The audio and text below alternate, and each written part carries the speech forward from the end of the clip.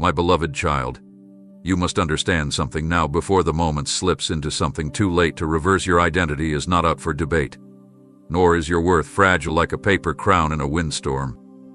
I do not whisper your name in heaven out of obligation. I declare it with power because you are my beloved, my intentional creation, not a forgotten face in a crowd. The enemy has tried to bury you under layers of shame, rejection, and confusion, hoping you would forget who you are. But I am here right now pressing this truth upon you because there is no more time to hesitate. You are not ordinary. You are not disposable. You are not just surviving. You are cherished. And when I say cherished, I do not mean tolerated. I do not mean pitied. I mean treasured in the deepest chambers of my divine affection. I mean engraved, not written in erasable ink, not penciled in temporarily, but carved into the very pulse of my heart. You live in a place that no darkness can erase, no accusation can silence, no failure can cancel. I am not coming to remind you of your sins. I'm arriving to remind you of your name. I've seen you trying to earn what was always freely given, measuring your value by how others treat you or by the pace of your progress. But that scale is broken. It never came from me. That is why I am urging you now, pleading even do not place your security in titles, possessions, relationships, or fragile approval from people who do not know your eternity. Your protection begins the moment you stand in the truth of who you are to me. Until you do that, your soul will be vulnerable to every lie the world throws like flaming arrows. I have not called you into this hour to merely exist. I've called you to awaken, to remember, to take up the robe I wove for you, woven with mercy, embroidered in purpose, soaked in eternal love. Even now, I stretch out my hand to steady your trembling heart, not because you are weak, but because I know what's trying to reach you. And I refuse to let fear define you when I have already called you mine. I see the cracks in your armor. I see the way your eyes glance at others, wondering if they are more loved than you, more protected, more seen. But hear me now. Nothing and no one outranks the love I have sealed over you. No matter what voices from your past try to resurrect their mockery, I silence them with the thunder of my affection. And I say again, you are cherished. Not yesterday, not someday. Now, this instant, in the middle of your mess, before the healing is visible, before the breakthrough comes, before you feel strong, you are cherished. Not because of what you do, but because of who I am and who you are to me. So guard your identity, child. Guard it fiercely. The thief comes first to rob this truth before anything else, because if he can steal your sense of worth, the rest falls with ease. But I will let him not on my watch. That's why I lean so close right now, why I'm speaking with such urgency, because I'm not just offering comfort. I'm issuing a call. Pick up your name again. Dust it off from where it's been buried under disappointment. Hold it like a sword. Wear it like a crown. Walk like one who has been marked by heaven. You are cherished, and that means you're not walking alone into what's coming. You're walking with the one whose heartbeat holds your name. Don't be distracted by how peaceful everything looks on the surface. What you're seeing with your natural eyes is not the full picture. Beneath the calm, beneath the laughter, beneath the illusion of safety, there are spiritual fault lines shifting in silence. The adversary does not knock with noise first. He camouflages himself in routine, in distraction, in comfort so polished you almost miss the trap beneath it. And that's why I'm lifting the veil, peeling it back even now, because time is too short for you to be caught unaware. I am not revealing these shadows to scare you, my child, but to prepare you, because love warns, and love exposes what pretends to be harmless. What's brewing isn't obvious to the untrained heart, but I have chosen you to see deeper, feel stronger, and respond sooner. There's a reason you've been feeling unsettled even in the middle of what should be peace. That restlessness is not a sign of weakness, it's a divine alarm clock sounding in your spirit. I've been whispering, stirring, nudging, but now I must speak louder because the delay in your response is costing too much. You matter far too much to walk blind into spiritual warfare disguised as everyday life. There are assignments planned against your focus, against your family, against your emotional stability crafted not by accident but through calculated schemes.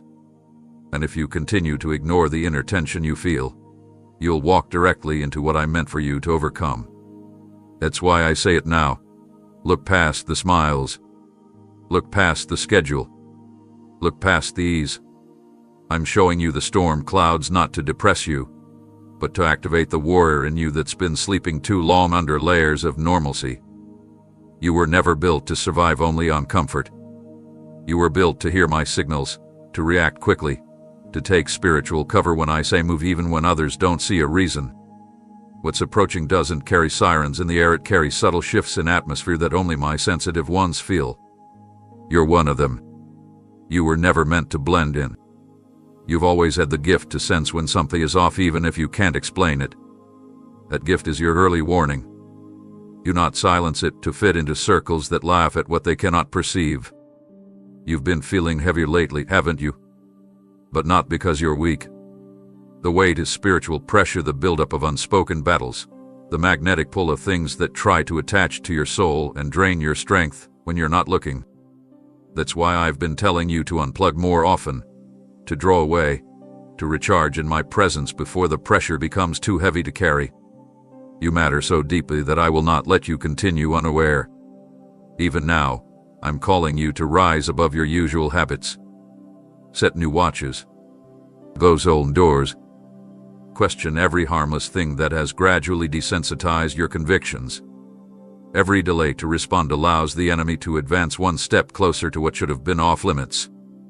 So do not wait for the storm to break. Don't wait for the damage. Don't wait for collapse. I am speaking before it happens because I still have time to shield you. But you must take what I show you seriously. The most dangerous storms are those that begin in silence. The most devastating battles are those you failed to prepare for because you mistook quietness for safety. I don't want to see you hurt by what you could have avoided. I don't want to see your light dimmed because you allowed familiar voices to mock your discernment. If I'm showing you the sky changing, it's because you were chosen to respond while others still sleep. Cherished one, this is not panic, it is purpose. What others miss, you are meant to detect. And what you detect, you are meant to act upon. Lift your eyes now. Scan the horizon with your spirit. Let me show you what's coming so you can stand, not shiver. You don't need to be afraid of the storm, just stay close to the one who sees it before it begins. Listen this very instant. While clocks tick in familiar rhythms and traffic lights pulse in predictable cycles, a covert noose is being drawn around tender places of your soul, and its threads are spun from subtle compromises nobody applauds yet everybody eventually regrets. The quietness of these minutes is deceptive. Spiritual predators prefer sitting rooms over battlefields because soft couches disarm faster than swords. While screens glow and notifications chirp like friendly birds, agendas that oppose your destiny are mapping routes into your attention, hoping to nest before you notice. That is why I interrupt your scrolling, your errands, your coffee sips with this alarm that cannot wait. Rouse your inner sentry before the siege completes its circle. You will not hear marching boots or see banners waving, no. The encroachment advances through overlooked habits, a half-truth repeated until it feels factual, a delay in prayer that extends one sunrise too many, a private frustration nursed instead of surrendered. Each small concession seems harmless, yet together they form an invisible cord tightening millimeter by millimeter until breathing hope feels strenuous. Refuse that suffocation. Snap away. Survey the perimeter of your routines. What conversations leave you drained rather than strengthened? Which entertainments mute conviction until holiness seems extreme? Identify them quickly, because the perimeter is shrinking as you ponder. I do not divulge this to induce paranoia. I reveal it to ignite precision. I want you strategic, not fearful, alert, not anxious, because clarity is armor stronger than steel. Examine the lullaby culture hums into your ears, lyrics persuading you that urgency is exaggerated, that tomorrow always waits, that discernment is outdated. Those melodies are laced with sedatives. Spit them out. Stand, stretch your spirit, and let my words crackle like lightning through the haze of complacency. Now is the hour to reinforce disciplines you postponed, to sharpen vows you let dull, to close windows you once promised to seal. Fortify mornings with gratitude spoken aloud before opinions flood your feed. Lace afternoons with whispered scripture so truth circles back whenever deceit attempts to slip in. Conclude evenings with uncompromising confession, releasing every unresolved emotion into my care before shadows deepen. These practices may appear small, yet they function like hidden beams that hold entire cathedrals upright. While you repair those beams, recognize who benefits from your distraction. Darkness profits when visionaries drowse. Your calling terrifies hell, so lullabies have been tailored to your preferences, content curated to keep you pacified, arguments designed to keep you offended, indulgences timed to keep you too weary to intercede. Break that choreography by choosing the opposite spirit at every turn. Where bitterness beckons, bless. Where apathy yawns, act. Where cynicism jokes, prophecy promise. Each countermove widens breathing room inside the tightening coil. Do not underestimate a single courageous action, one decisive refusal to click, one gracious response to provocation, one bold step toward the lonely neighbor, because obedience shreds snares faster than angels can gather the pieces. I know fatigue presses against your eyelids. I feel the undertow of news cycles wearing down compassion, yet my power surges most fiercely in hearts that admit fatigue and still lift their gaze. So trade that weariness for my vigor. Slip your hand into mine. Let me recalibrate your pulse to heaven's cadence, and you will sense the constriction loosening already. I have not summoned you to constant crisis mode. I have summoned you to vigilant peace, serene yet watchful, calm yet ready, rested yet armed with discernment so keen that hidden threats cannot remain hidden long. Remember, serpents slither silently until lanterns swing high. So keep your lantern aflame with relentless worship, stubborn hope, riotous joy that refuses to apologize for shining. If neighbors ask why you carry such fire while the air feels tranquil, tell them quiet winds often precede tornadoes and you choose preparation over regret. Invite them under the covering of truth before gusts arrive, but whether they heed the invitation or not, do not dim your flame to match their comfort. The circle tightens even now, but your awareness widens faster, your footing grows surer. Your heart beats in tandem with mine, and fear finds no purchase where light expands. Before the hour grows too late, before decisions become regrets, and before the trap disguised as convenience tightens, I call you into divine sight, because what you cannot see will eventually shape what you become. This is not the time for blurry vision or spiritual drowsiness. This is the moment where awareness becomes your armor, your shield, your rescue. If your eyes remain closed, you may unknowingly welcome what was sent to dismantle you. But if you awaken now, truly awaken, then no darkness can catch you off guard. Awareness is not merely knowing facts, it is discernment sharpened by my presence. It is the ability to perceive the spiritual motives beneath surface behavior. It is the alertness to notice when peace leaves a room, when something unseen enters through the unguarded door of your attention. I am training your perception because what is approaching will be cloaked in beauty, cloaked in logic, cloaked in emotional appeal. It will not scream danger, it will whisper familiarity. But I've placed a sensor in your spirit, a sacred unrest, and I'm urging you to stop ignoring it.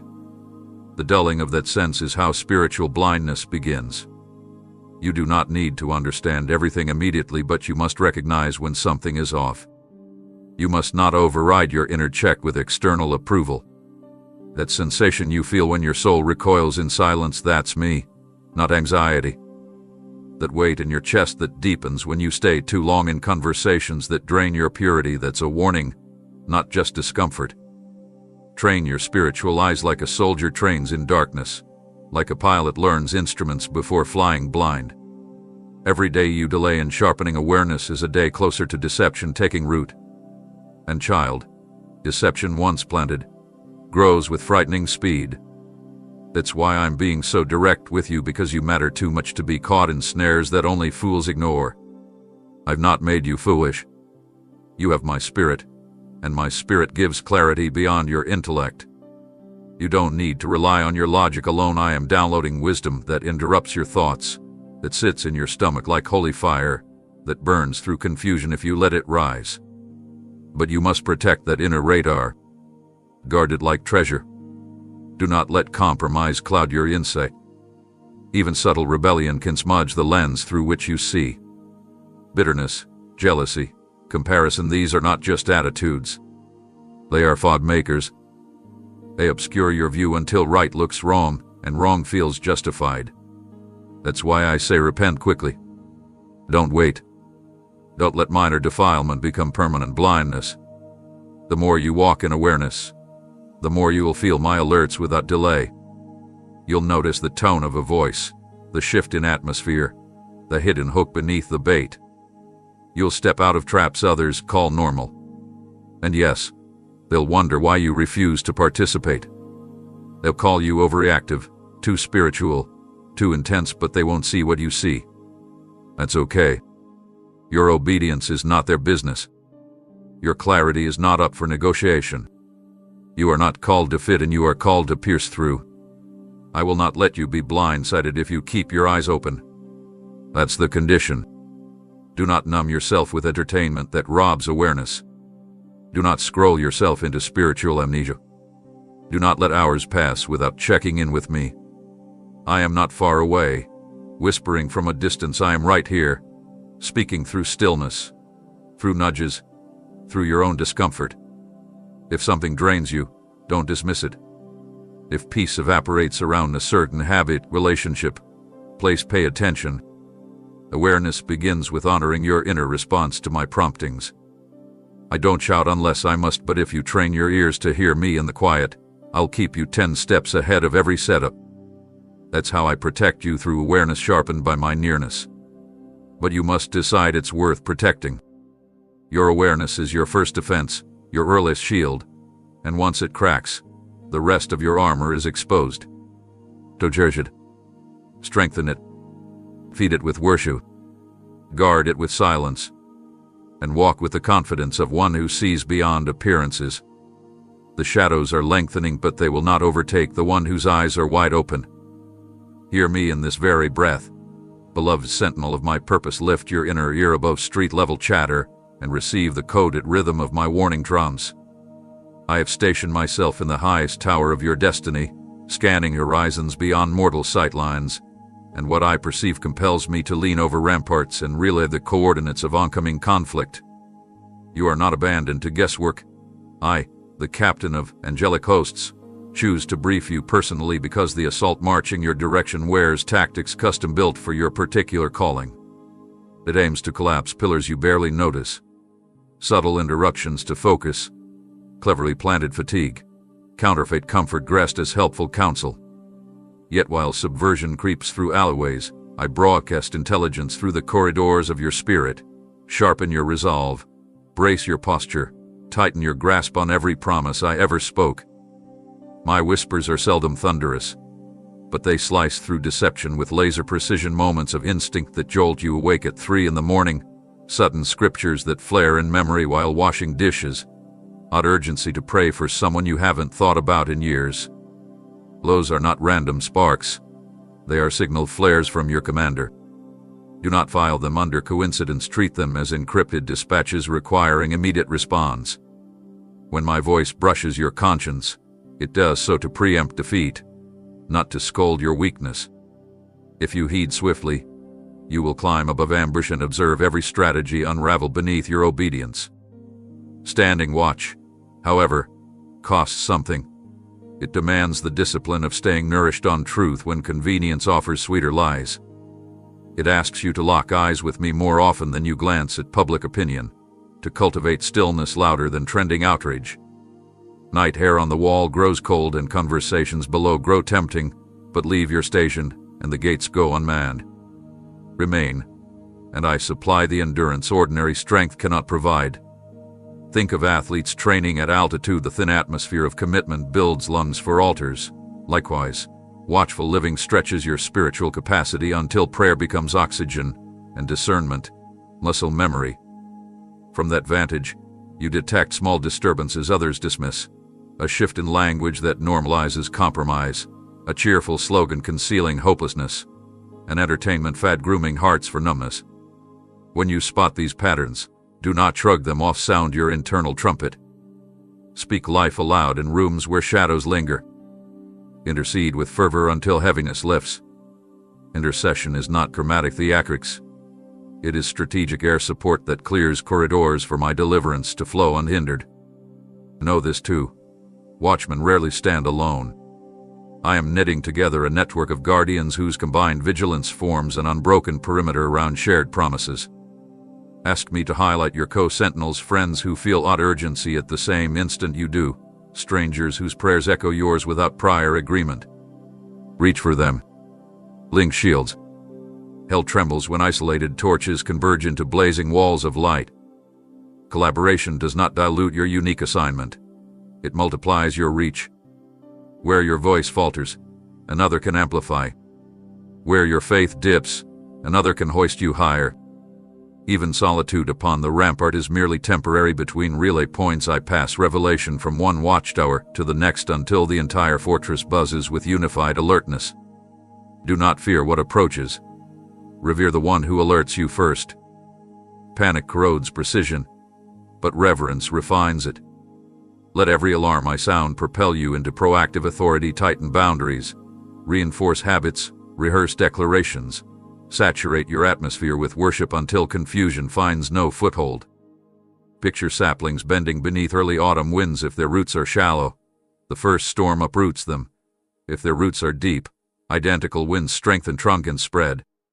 I am giving you wind warnings ahead of schedule so you can drive roots deeper, refuse fractional allegiance, and emerge sturdier than before assault began. Enemy encirclement might feel intimidating, yet your awareness converts intimidation into intelligence, and intelligence into triumph. So rise now, no tremor in your knees, no apology on your lips. Let spine straighten, let gaze lock forward, let spirit tune to my frequency where whispers roar with destiny. While adversaries close ranks, you will not crumble, you will climb. You will hear, adjust, and outmaneuver. You will intercept sabotage before it detonates and transform battlefields into testimonies. For I remain on this wall with you, eyes aflame, voice sure, commitment unshakable, and together we will greet the dawn, having held every inch entrusted to your care. Now listen closely, this moment is critical. The enemy does not always arrive in armor or fury. Sometimes he strolls in dressed as relief. Not every hand extended to you is sent from me. Not every voice that sounds soothing carries purity. There are smiles that hide daggers, advice that's laced with poison, and invitations that look like kindness but drag you closer to captivity. That's why I'm urging you now, reinforce your gates with truth. Not assumption, not preference, not popular opinion, pure, unfiltered, Holy Spirit breathed truth. Because the disguise is getting better. The counterfeit grows more convincing. What once looked obviously wicked now wears a cloak of partial scripture, now quotes bits of me out of context, now offers ease instead of obedience. You cannot afford to welcome what simply sounds nice. It must resonate with the truth I've already written deep inside you. If it contradicts my word, even slightly, shut the gate. Deception will not knock with threats. It will knock with promises. It will appeal to your weariness. It will target your wounds. It will find the places where you are still waiting for answers, still healing from betrayal, still longing for resolution, and it will craft a message tailored for your vulnerability. That's why the only unbreakable lock is truth, truth that cannot be bribed, cannot be softened, cannot be swayed by applause. I see the areas where you've been tempted to let your guard down, not because you're rebellious, but because you're tired. I see how exhaustion has tried to convince you to accept the lesser version of your calling. But I am stepping in now to wake you with urgency. You are not just a gatekeeper, you are the very gate itself. What you allow in will determine the direction of your soul. That's not grammatic. That's reality. The door to your life must not be open to every appealing idea, even if it looks like it carries peace. False peace is the deadliest weapon in this hour. It doesn't argue. It sedates. And when you're finally silent enough to feel the absence of my presence, the damage has already begun. Truth, however, is not fragile. It doesn't change with trends. It stands when everything else fades. When you anchor your convictions in truth, you stop needing to check the temperature of people's opinions. You stop needing their permission to obey me. You stop hesitating when I give a command that costs comfort. My truth is not merely information, it is stability in a collapsing age. When lies try to dress up as solutions, you'll have discernment that slices straight through the surface. You won't need a debate. You'll just know. And that knowing will protect you like an invisible shield. But that kind of discernment doesn't come from scrolling endlessly or leaning on your own reasoning. It's birthed in the quiet moments when you let my voice cleanse every dusty corner of your mind, when you allow my spirit to scrub away compromise, when you sit at my feet and allow me to make your heart sharp again. I must be honest with you, there are relationships trying to enter through the cracks of your unguarded moments. Conversations that feel affirming, yet drain your fire. Teachings that sound intellectual, yet erode your hunger for righteousness. Influences that seem harmless, but their root system is connected to pride, rebellion, and spiritual decay. The gate is yours to reinforce. I will not do it for you. I will warn you. I will prompt you. I will even wrestle with you in the night through dreams, convictions, and divine restlessness, but the hinge of the gate is your decision. Shut it where you must. Seal it with my word. Bolt it with intercession. And stand by it as one who knows your value is too high to let in every flattering stranger. Your protection does not start with defense against attacks, it starts with refusal to entertain deceit. Let your standard rise again. Let truth be the foundation of every yes and no. Let purity become more precious than popularity. I'm not calling you to paranoia, I'm calling you to precision. Because what's coming next in your life will attract more attention, more invitations, and more subtle opportunities to stray. But if your gate is fortified with truth, none of them will move you. You will recognize the imitation instantly. You will smile, nod, and close the door. You will remain unmoved. You will remain unshaken. And you will walk in peace, not the counterfeit kind, but the kind that truth alone can build. The battle you face now is not only around you, it is raging within the borders of your own mind, where stray thoughts are trying to grow into strongholds. You must treat every thought not as harmless passing scenery, but as a guest either sent from my spirit or from a dark agenda meant to corrupt your focus.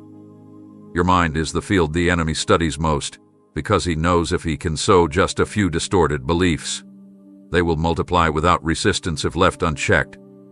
That is why I am commanding you now, not gently suggesting guard your thoughts. Do not assume your mental atmosphere is safe just because things seem calm. The war begins where your attention lands. Where your thoughts settle, your choices follow. Where your choices move, your entire direction shifts. If you think lightly about what you allow to repeat in your mind, you will soon find yourself in places I never led you. Like a shepherd with only one lamb left at the edge of night, you must stay alert. This is not about panic, it's about precision.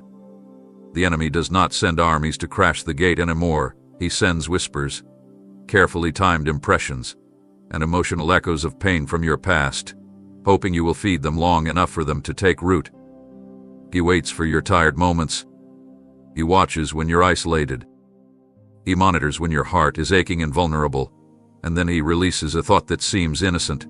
You're not really needed. Maybe it's always going to be this way. You're falling behind. They don't care about you. These lies don't announce themselves as enemies. They wear the voice of your own doubt. And if you don't intercept them, they'll begin rewriting the truth I've placed inside of you. So I am teaching you the urgency of daily interception. Do not allow thoughts to roam unchecked. Take hold of each one and ask, does this agree with what God has promised me? If the answer is no, cast it down. Reject it like poison. Speak truth against it immediately, out loud if necessary.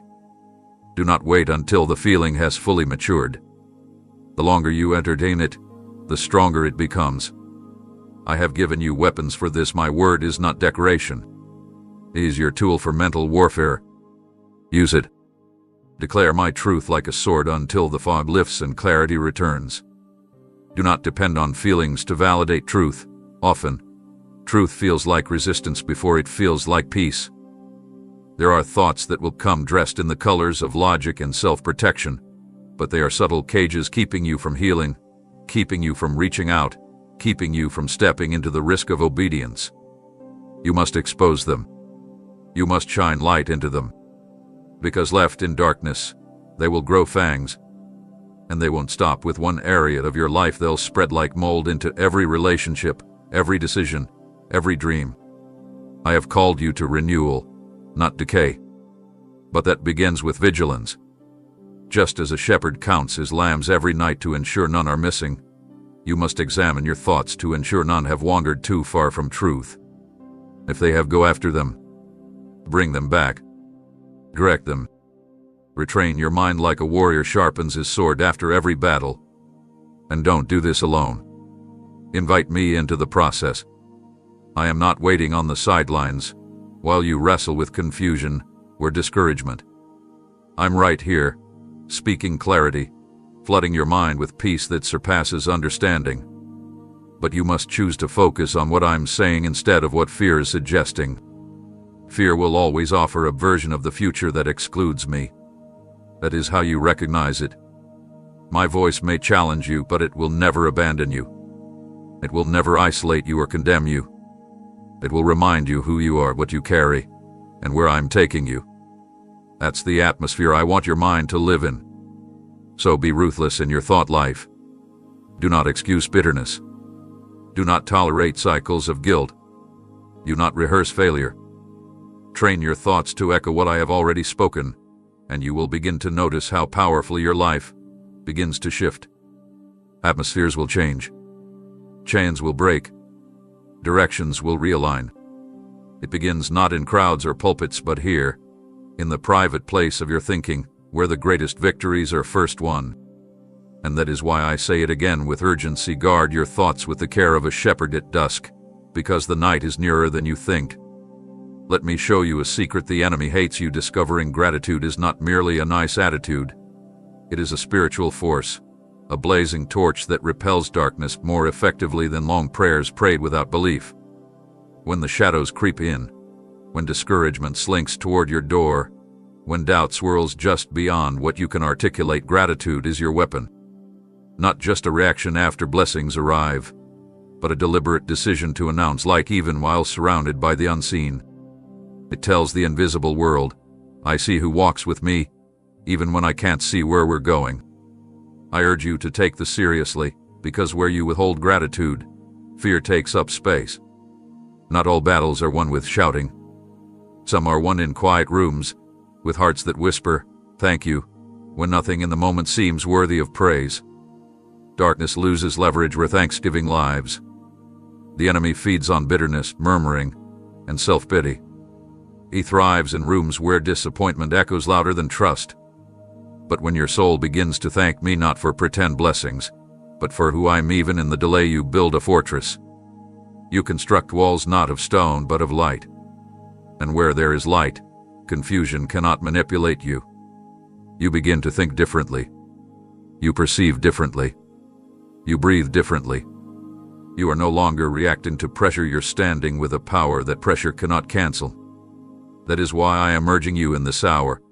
Light the lamp of gratitude and keep it burning, especially when it would feel easier to complain, retreat, or demand answers. When gratitude becomes your rhythm, you no longer crumble under weight, you rise under revelation. You stop begging me to move and begin recognizing how I already am. Gratitude sharpens vision. When you train your spirit to notice me in small details, the right words spoken at the right time, the peace that returns after tears, the strength to make it through another day, you start to see patterns. And those patterns form a map. That map reminds you that I have never left. I am guiding you still. Even when the terrain feels unfamiliar, gratitude reorients you. It pulls you out of mental fog and anchors your focus to truth instead of fear. Think of it like fire in a window during a blizzard. It doesn't change the weather, but it signals safety, signals warmth, signals someone is still inside, still awake, still expecting dawn. And make no mistake, the enemy hates unexpected. He doesn't mind if you go through the motions. He doesn't mind if you sing psalms or say prayers, as long as your heart stays cold and suspicious. But once gratitude enters the picture, your posture shifts. You stop being a victim and begin walking as a partner in what I'm building. Gratitude is agreement with me. It is your signature on my promises. It says, I may not have seen it yet, but I believe you're already working. And once you begin to live from that place, chains start breaking that you didn't even know were there. Emotional fog lifts. Discouragement shrinks. You become a person the enemy cannot predict because you stop being controlled by what is missing, and you become fueled by what is already given. But understand, this is not about pretending to be happy. This isn't blind positivity. This is war. This is standing in the middle of the battlefield and raising a banner that says, I know who my defender is. When you praise me through tears, when you thank me during silence, when you speak my goodness out loud, when everything in your life begs you not to, that's when spiritual atmospheres shift. That's when breakthrough finds you. Not because I need your gratitude to act, but because your gratitude prepares your heart to receive what I'm already sending. Bitterness closes hands. Gratitude opens them. So I say to you now, place that lamp in your window. Let thankfulness be seen in how you speak, how you react, how you carry yourself when no one is watching. Let it shine when your prayers are answered, and even louder when they're not. Let it burn through midnight silence. Let it glow through aching seasons. Because gratitude will light the way for angels to move, for promises to accelerate, and for you to become unshakable in a world that is always shifting. Let me impress this upon you now, while breath still heats your lungs and possibility still sparks inside every syllable you have yet to release. Your words are seed and sword, blueprint and shield, conduit and declaration, and the unseen realm hinges on how you wield them. When anxiety stalks the corridors of your mind, it first attempts to muzzle you. It knows that if it can convince you to go quiet, hopelessness gains uncontested territory. So I am pressing you, refuse the gag order of dread. Open your mouth, yes, even when emotion quivers in your throat, even when doubt insists authenticity requires silence, and say what is true anyway. Utter the promise that seems too large for your current space. Announce the healing that looks impossible in the present symptoms. Call forth provision while your pockets still echo. Life is voice activated, and the atmosphere around you is waiting for a cue. If you withhold that cue, emptiness repeats itself. But if you release even faint, shaky declarations of hope, something holy ignites. Think of dry bones in Ezekiel's valley. They remain brittle until prophecy, frail breath wrapped in obedience, began to echo across forgotten graves. The same principle stands now. Hell fears your speech because speech frames outcomes. The serpent in Eden targeted conversation first, not action, because rewriting dialogue rewrites destinies. Do not let him narrate your story. Do not loan him your vocabulary. Even sighs surrendered to me carry transformative power, but complaints rehearsed without surrender become bricks in his fortress. Speak life. Take my word, chew it, and release it like thunder disguised as a whisper. If your circumstances scoff, remember Lazarus. Decay could not debate my command when I called him forth. Borrow that precedence. Look at your dormant dreams, your wounded relationships, your long-delayed opportunities, and tell them, come out. I will back you. I will breathe on your syllables until they surge with resurrection current. Picture embers under ash. One gust revives them into flame. Your confession partnered with divine wind produces that gust. Yet beware, speaking life is not flattery, nor denial of pain. It is courageous alignment with my perspective while pain is still shouting. Is telling midnight, I know dawn exists, and thereby escorting dawn closer. And understand this urgency. Every unspoken affirmation leaks power you cannot afford to lose in this pivotal season. Death thrives on hushed, trauma festers in the unvoiced. Shame metastasizes where testimonies are withheld. Generational curses linger when nobody interrupts them with declarations of blessing. Flip that script now. Interrupt. Override. You're upped. If stuttering is all you manage, stutter truth. It carries weight regardless of eloquence. I did not anoint only polished rhetoric, I anoint and willing vocal cords. Sing over your household though notes crack. Bless your children, though they seem distant. Proclaim clarity though confusion still fibes the room. Angels interpret your intent and amplify every faith-born word into frequencies darkness cannot counterfeit. Make your home a resonance chamber of life. Post verses on walls. Play worship that curates expectation. Converse with friends in hope-infused tones that leave no space for gossip's mold. And when solitude swallows you, dialogue with me aloud. Let your bedroom hear brave sentences until your own ears believe them. The tongue, small as it is, steers ships through tempests, steer yours deliberately. Speak life at dawn, mid-commute, over lunch, during setbacks, before sleep. Let the cadence become habitual until fear finds no vacancy. Remember, internal narratives set external parameters. Change the script and you expand the borders. Do it now, not later. Later is where paralysis grows. This is the hour, mouth dry, knees knocking, heart racing, still speak. You won't crumble, you will catalyze. For wherever life is proclaimed, I, the resurrection and the life, stand ready to perform what your voice has dared to release. You cannot afford to forget what I have spoken over you, especially now, when uncertainty roams your doorstep like a familiar visitor hoping you'll invite it in. The words I've spoken into your spirit through dreams, scripture, whispers in the still hours are not ornamental. They are weapons, forged in my fire, delivered with divine accuracy, and entrusted to your grip not for display, but for warfare. You may not realize it, but every time I declared peace over you, I placed a blade in your hand. Every time I confirmed your calling, I fastened a shield to your arm. And when I reminded you of your future, I handed you a war cry. You not let those gifts gather dust in the corners of your soul. They were given because I foresaw the battles that would come.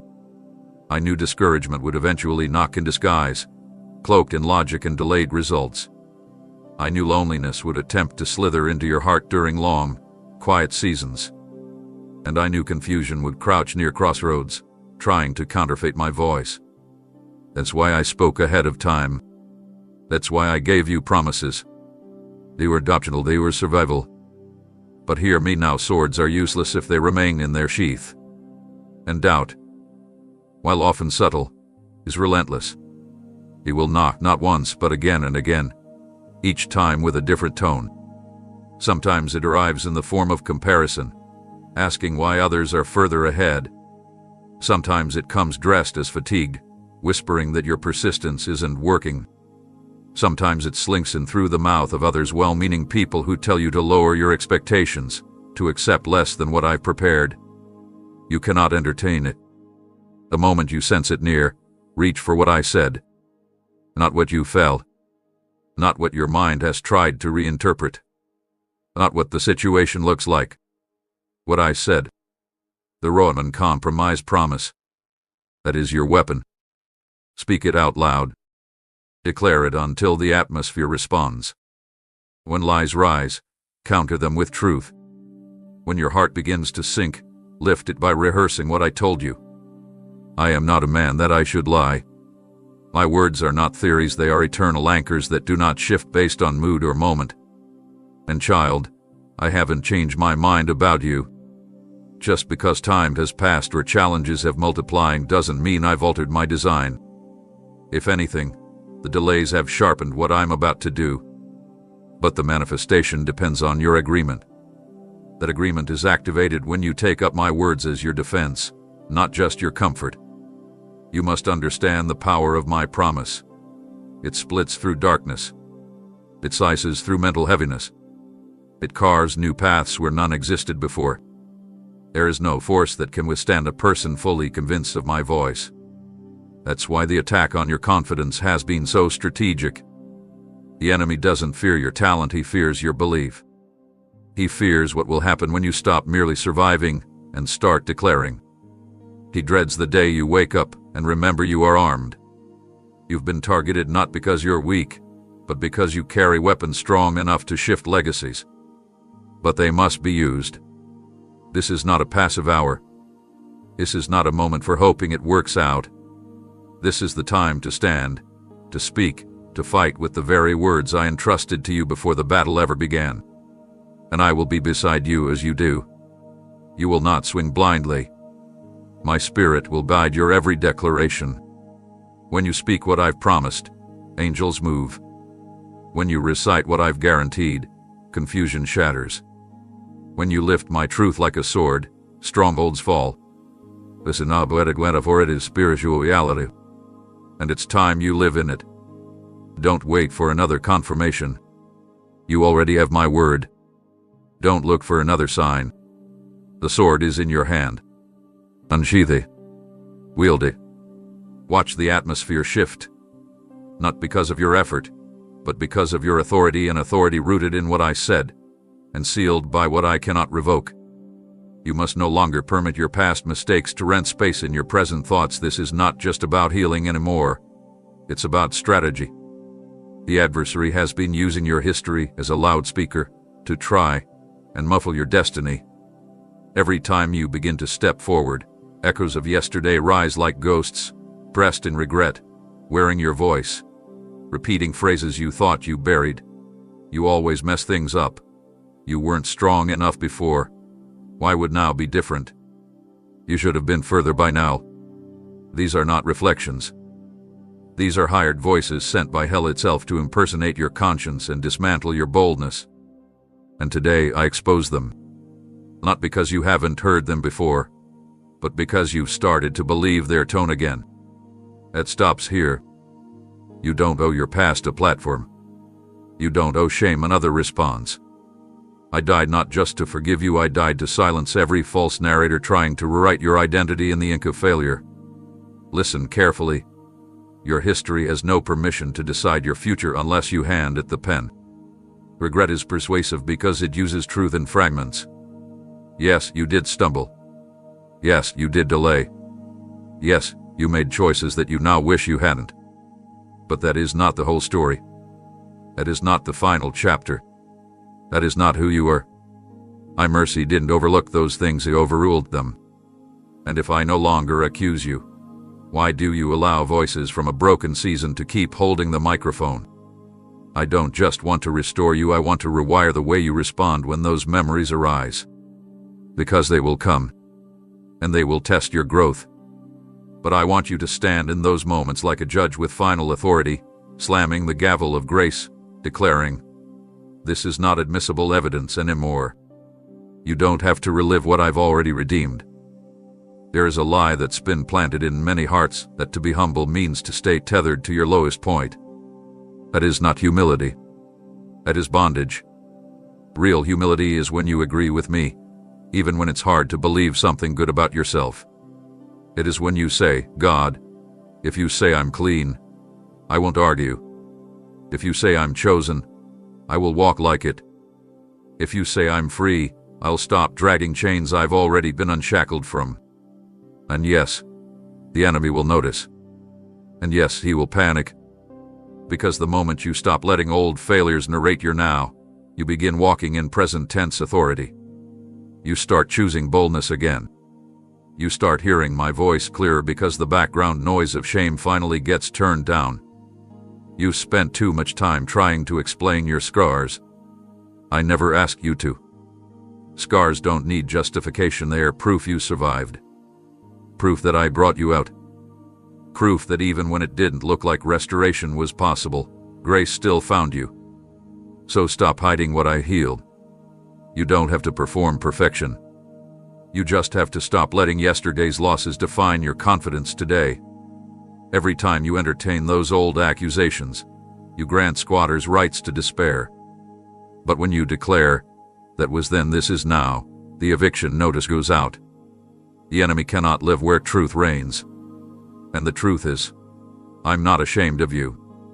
I'm not rolling my eyes when you try again. I'm not keeping a record of how many times you fell before. I'm standing, arms open, ready to partner with you in this moment, not the one you wish you had back, but this one. Right now. So silence the noise. Drown it with worship. Overpower it with declarations of who I say you are. Interrupt every lie with praise. And when your past tries to audition for a role in your future, remind it who paid the price for that script and let it know the casting has changed. You are no longer available for roles written by condemnation. You are the redeemed, the restored, the raised-up child of the Most High, and your future will not be narrated by failure ever again. Pause everything for a heartbeat and picture this your everyday world laid out like a banquet hall, plates clattering with worries, cups overflowing with unfinished tasks, chairs scraped back by restless memories pacing the floor. Now, in the doorway, stands peace embodied in me, waiting for your explicit invitation to pull out the head chair and command the room. Do not underestimate how urgent this choice is, beloved, because chaos thrives on unclaimed spaces. A single empty seat becomes the foothold for tension, and tension, once seated, summons division, suspicion, and sleeplessness as eager companions. I am telling you with the gravity of a final boarding call, extend the welcome immediately. Speak it aloud if you must. Prince of Peace, be seated at the highest place. Once my presence settles, watch anxiety find no cushion, watch bickering lose its appetite, watch intrusive thoughts drift like smoke through an open window. This is not sentimental imagery. It is a tactical maneuver in spiritual governance. You have authority over the atmosphere of your home, your schedule, even the cadence of your internal dialogue, but that authority only activates when you consciously enthrone peace rather than merely admiring it from a distance. Some of you pray for calm yet reserve VIP seating for offense. Others ask for rest yet leave bitterness untouched at the far end of the table. Understand, so long as unreconciled grievances linger, true peace will not compete for elbow room.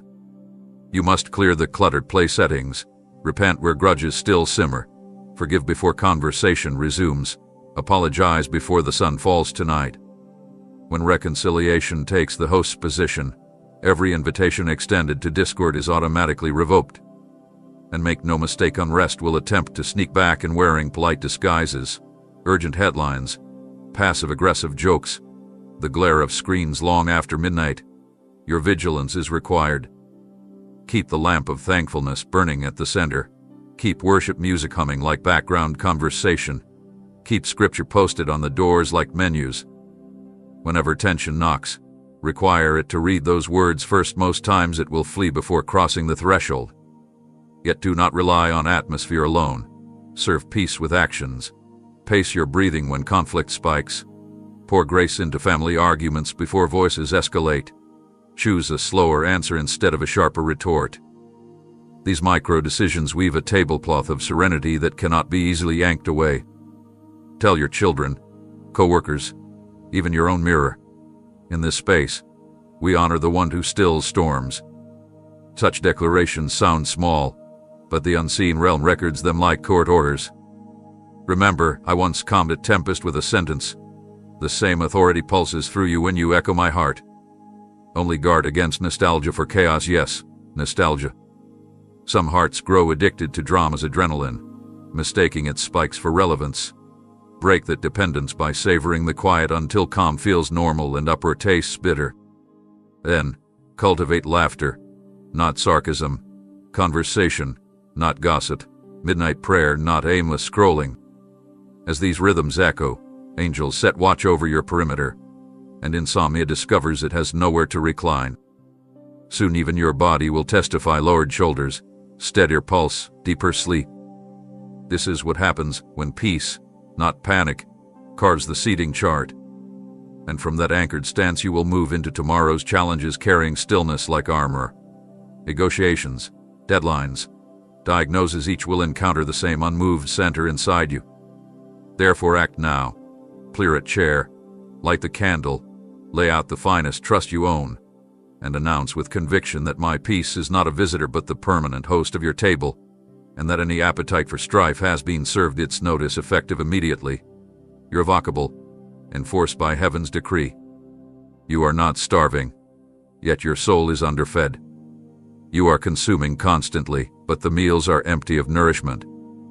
Every swipe, every click, every reel that drags your attention without intention is not harmless. It is a slow erosion of spiritual sharpness. Do not be deceived into believing you can continually take in noise and still hear my whisper with clarity. The world is shouting constantly, spinning images and information so rapidly that your discernment begins to dull before you even notice. That's not by accident. That's design. The goal is to distract you into spiritual amnesia, to entertain you into numbness, to keep your heart so flooded with temporary visuals that you forget the eternal vision I placed in your spirit. And I am telling you with holy urgency, fast. Not from food this time, but from the noise that has subtly replaced intimacy with me. Withdraw, not because you are losing your salvation, but because you are losing your sensitivity. This is a war for your awareness, and the front lines are in your habits. When you feed your eyes with hours of content designed to addict and not edify, you begin to crave the superficial and lose hunger for the sacred. It doesn't happen all at once. It begins when you tell yourself, just one more scroll, then again, until stillness becomes foreign and boredom feels unbearable. But boredom is not the enemy. It is often the doorway through which I enter with clarity. Silence is not your problem, it's your invitation. I have things to say to you that will not fit in an algorithm. I have secrets to reveal that will never appear in a trending hashtag. I have blueprints for your next season, but they will be buried under noise if you don't come aside.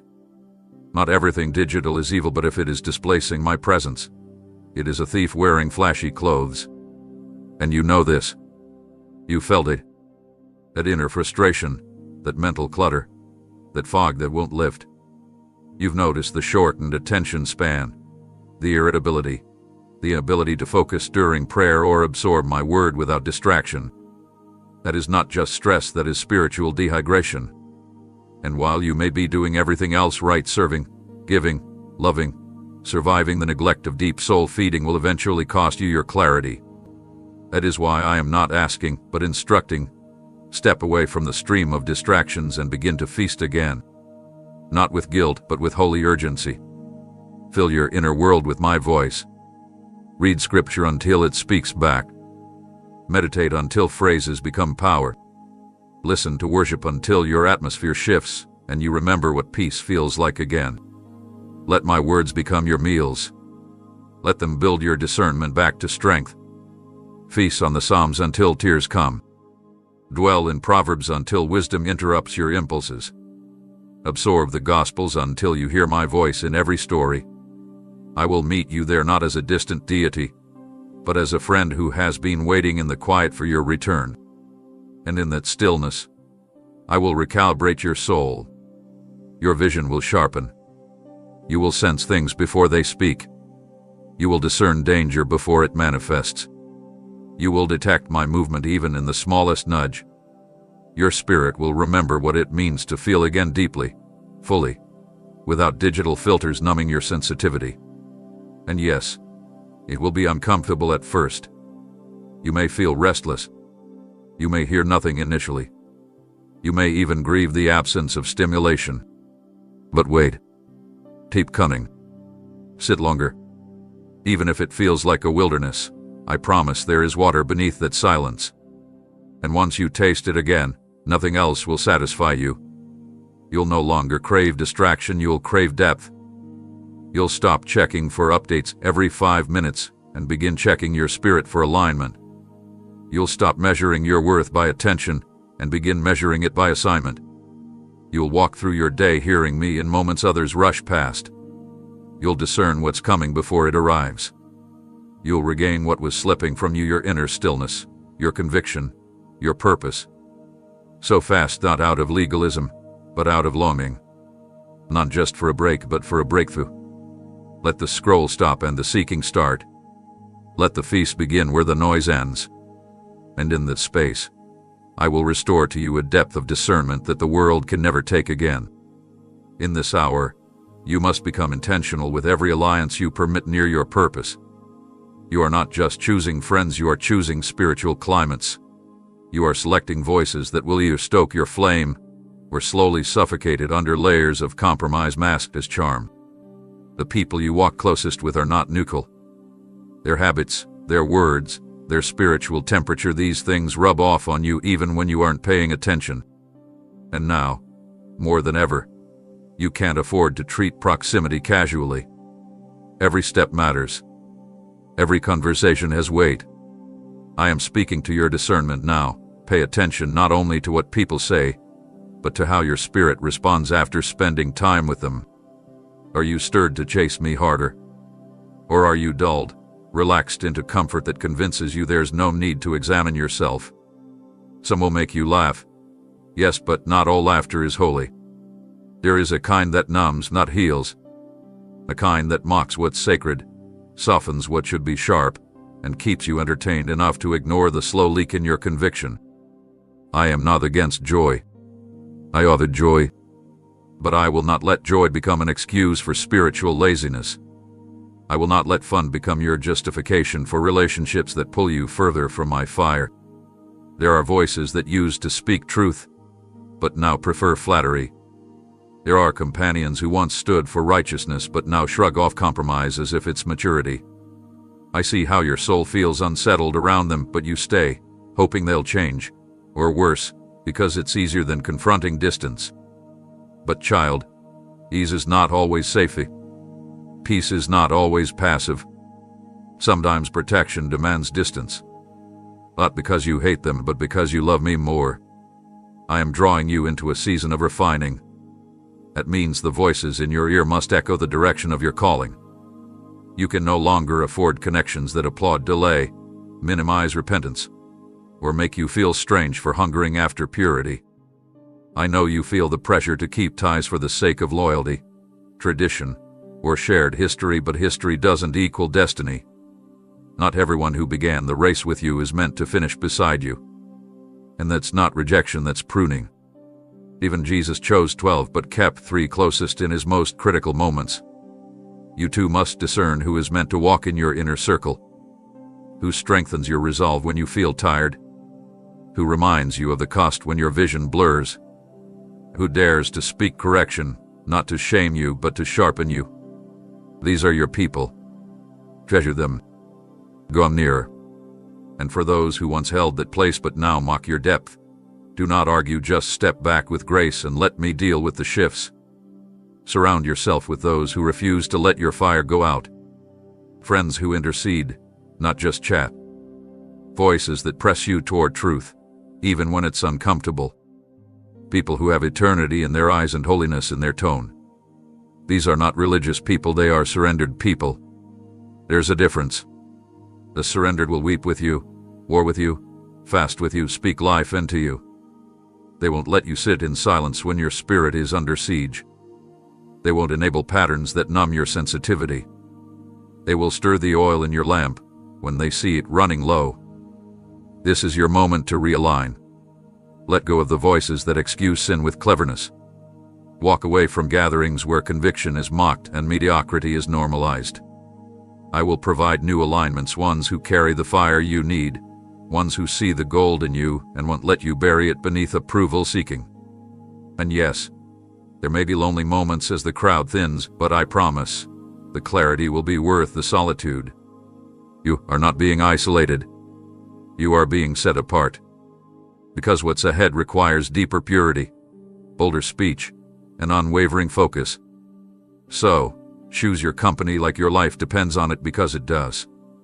And I will walk closely with you, surrounding you with those who reflect my heart, amplify your vision, and ignite your spirit when the world tries to dim your flame.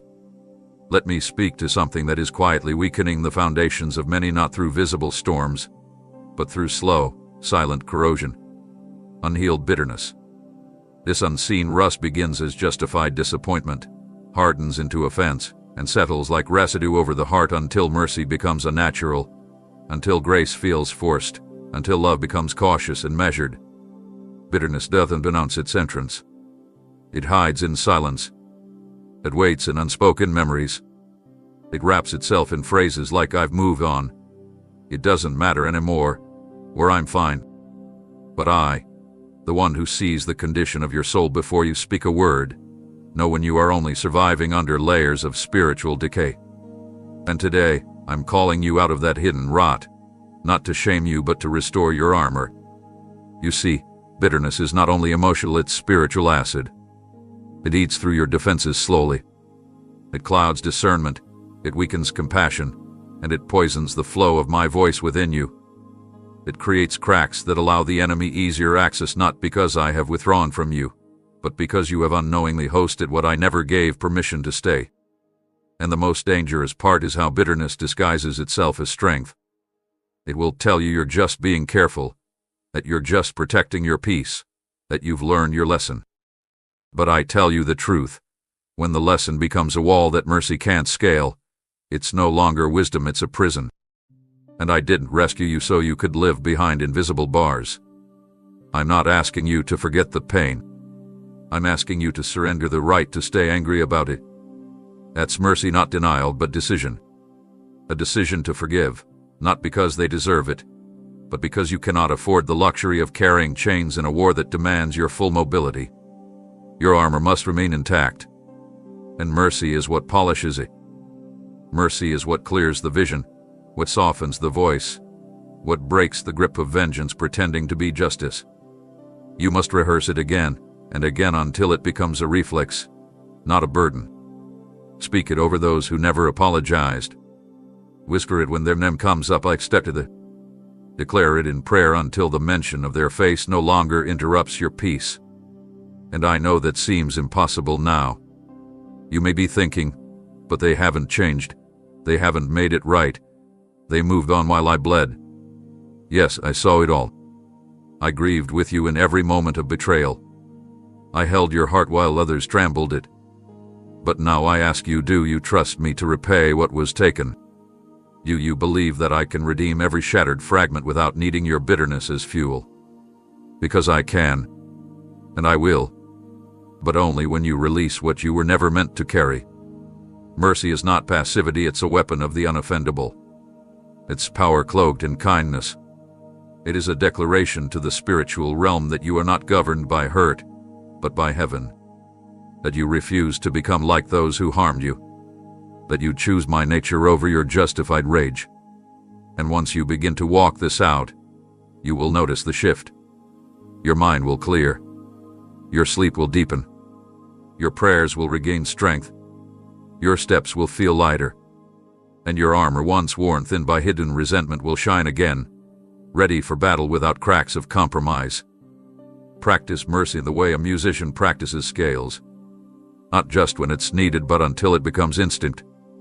Until love overrides irritation. Until forgiveness is quicker than offense. Until you no longer need to defend your choice to others because peace will speak louder than any explanation. You are not weak for letting it go. You are wise. You are powerful. You are free. And in that freedom, you will regain clarity, purpose, and resilience no enemy can steal.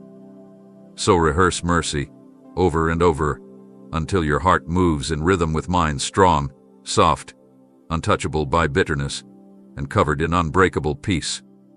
This fight you're facing isn't just physical, emotional, or circumstantial, it's deeply spiritual, and the weapons required aren't found in your natural strength. That's why I don't begin your training with a sword in your hand, but with your heart bowed low before me. It is not weakness to kneel before the battle begins. It is wisdom. The fiercest warriors are those who have learned that surrender to me is the first sign of strength, not the last act of desperation. I am not looking for those who appear powerful on the outside, but are unraveling within. I am looking for hearts that tremble before me before they ever roar in front of giants, and that begins on your knees not as a posture of defeat, but as a position of transfer. This is where the burden shifts. This is where your anxiety lays down, and my strategy rises up. This is where you give me your weapons of fear, control, and exhaustion, and I place in your hands authority, precision, and peace that slices through the chaos. Understand this. You can't win the battles ahead using the methods that once worked in past seasons. What is coming will require a different kind of readiness, a readiness that doesn't start with rehearsing what you know, but with releasing what you're clinging to. That offense you're still holding, the timeline you keep demanding, that expectation you've built without inviting me into the blueprint, these are not neutral. They're weights. And before I can equip you with new strategies, I must free your hands from what you won't let go of. That's why you've felt the tension, because I'm not trying to take from you. I'm trying to prepare you. You can't grasp the tools of heaven while gripping the logic of earth. And I will not let you enter a war half-armored, relying on talent or memory. I love you too much for that. Kneeling isn't just a moment of prayer, it's the command center of heaven on earth. It's where I reveal what the enemy cannot predict. It's where I whisper instructions that bypass what looks impossible. It's where I remind you of who you really are when the noise of the crowd, the chaos of the circumstance, and the pressure of expectation have all tried to reshape your identity. On your knees, I reset your coordinates. I recalibrate your aim. I refill your confidence, not the shallow kind that flexes in public, but the rooted kind that doesn't flinch when warfare intensifies. That's why the enemy attacks your prayer life so aggressively. Because he knows you can't be deceived in battle when you first bowed in my presence. He knows that a kneeling warrior is an unstoppable force. So don't mistake this posture for passivity. When you kneel, kingdoms shift. When you kneel, angels are commissioned. When you kneel, strategies are unlocked that no textbook or experience could ever teach you. And don't wait for the fight to become unbearable before dropping to your knees. Begin each day there. Let surrender be your starting point, not your emergency exit. Invite me into your first breath, your first thought, your first word, and I will guide your hand through every unseen assault, through every delayed answer, through every conflict that tries to steal your stability. I do not train soldiers in panic. I train them in my presence. And your hands will know what to do in the heat of battle because they first learned how to release control in the quiet of surrender. There's no shortcut here. You can't bypass this training and still expect victory. The victories that last are forged in the place where pride is stripped, where excuses are buried, where dependence is learned not on yourself, but on me alone. So return to the ground. Make it familiar. Make it holy. Let tears fall there, let truth rise there, let every burden be exchanged for blueprints. This is where battles are won before they even begin. This is where fear is disarmed and courage is activated. This is where I train your hands not just to fight but to finish well. And I promise you this. If you start on your knees, you will rise in power. Not just any power but heaven's power. The kind that never runs dry, never bows to darkness, and never walks alone. Fatigue is cunning. It masquerades as a rational advisor, persuading you that vigilance is overrated and that trimming spiritual disciplines will save energy. Yet beneath that soft voice lurks a plot to strip you of the very strength you're trying to conserve. Hear me urgently. Weariness itself is not sin, but the shortcuts it recommends can become silent betrayals of your calling.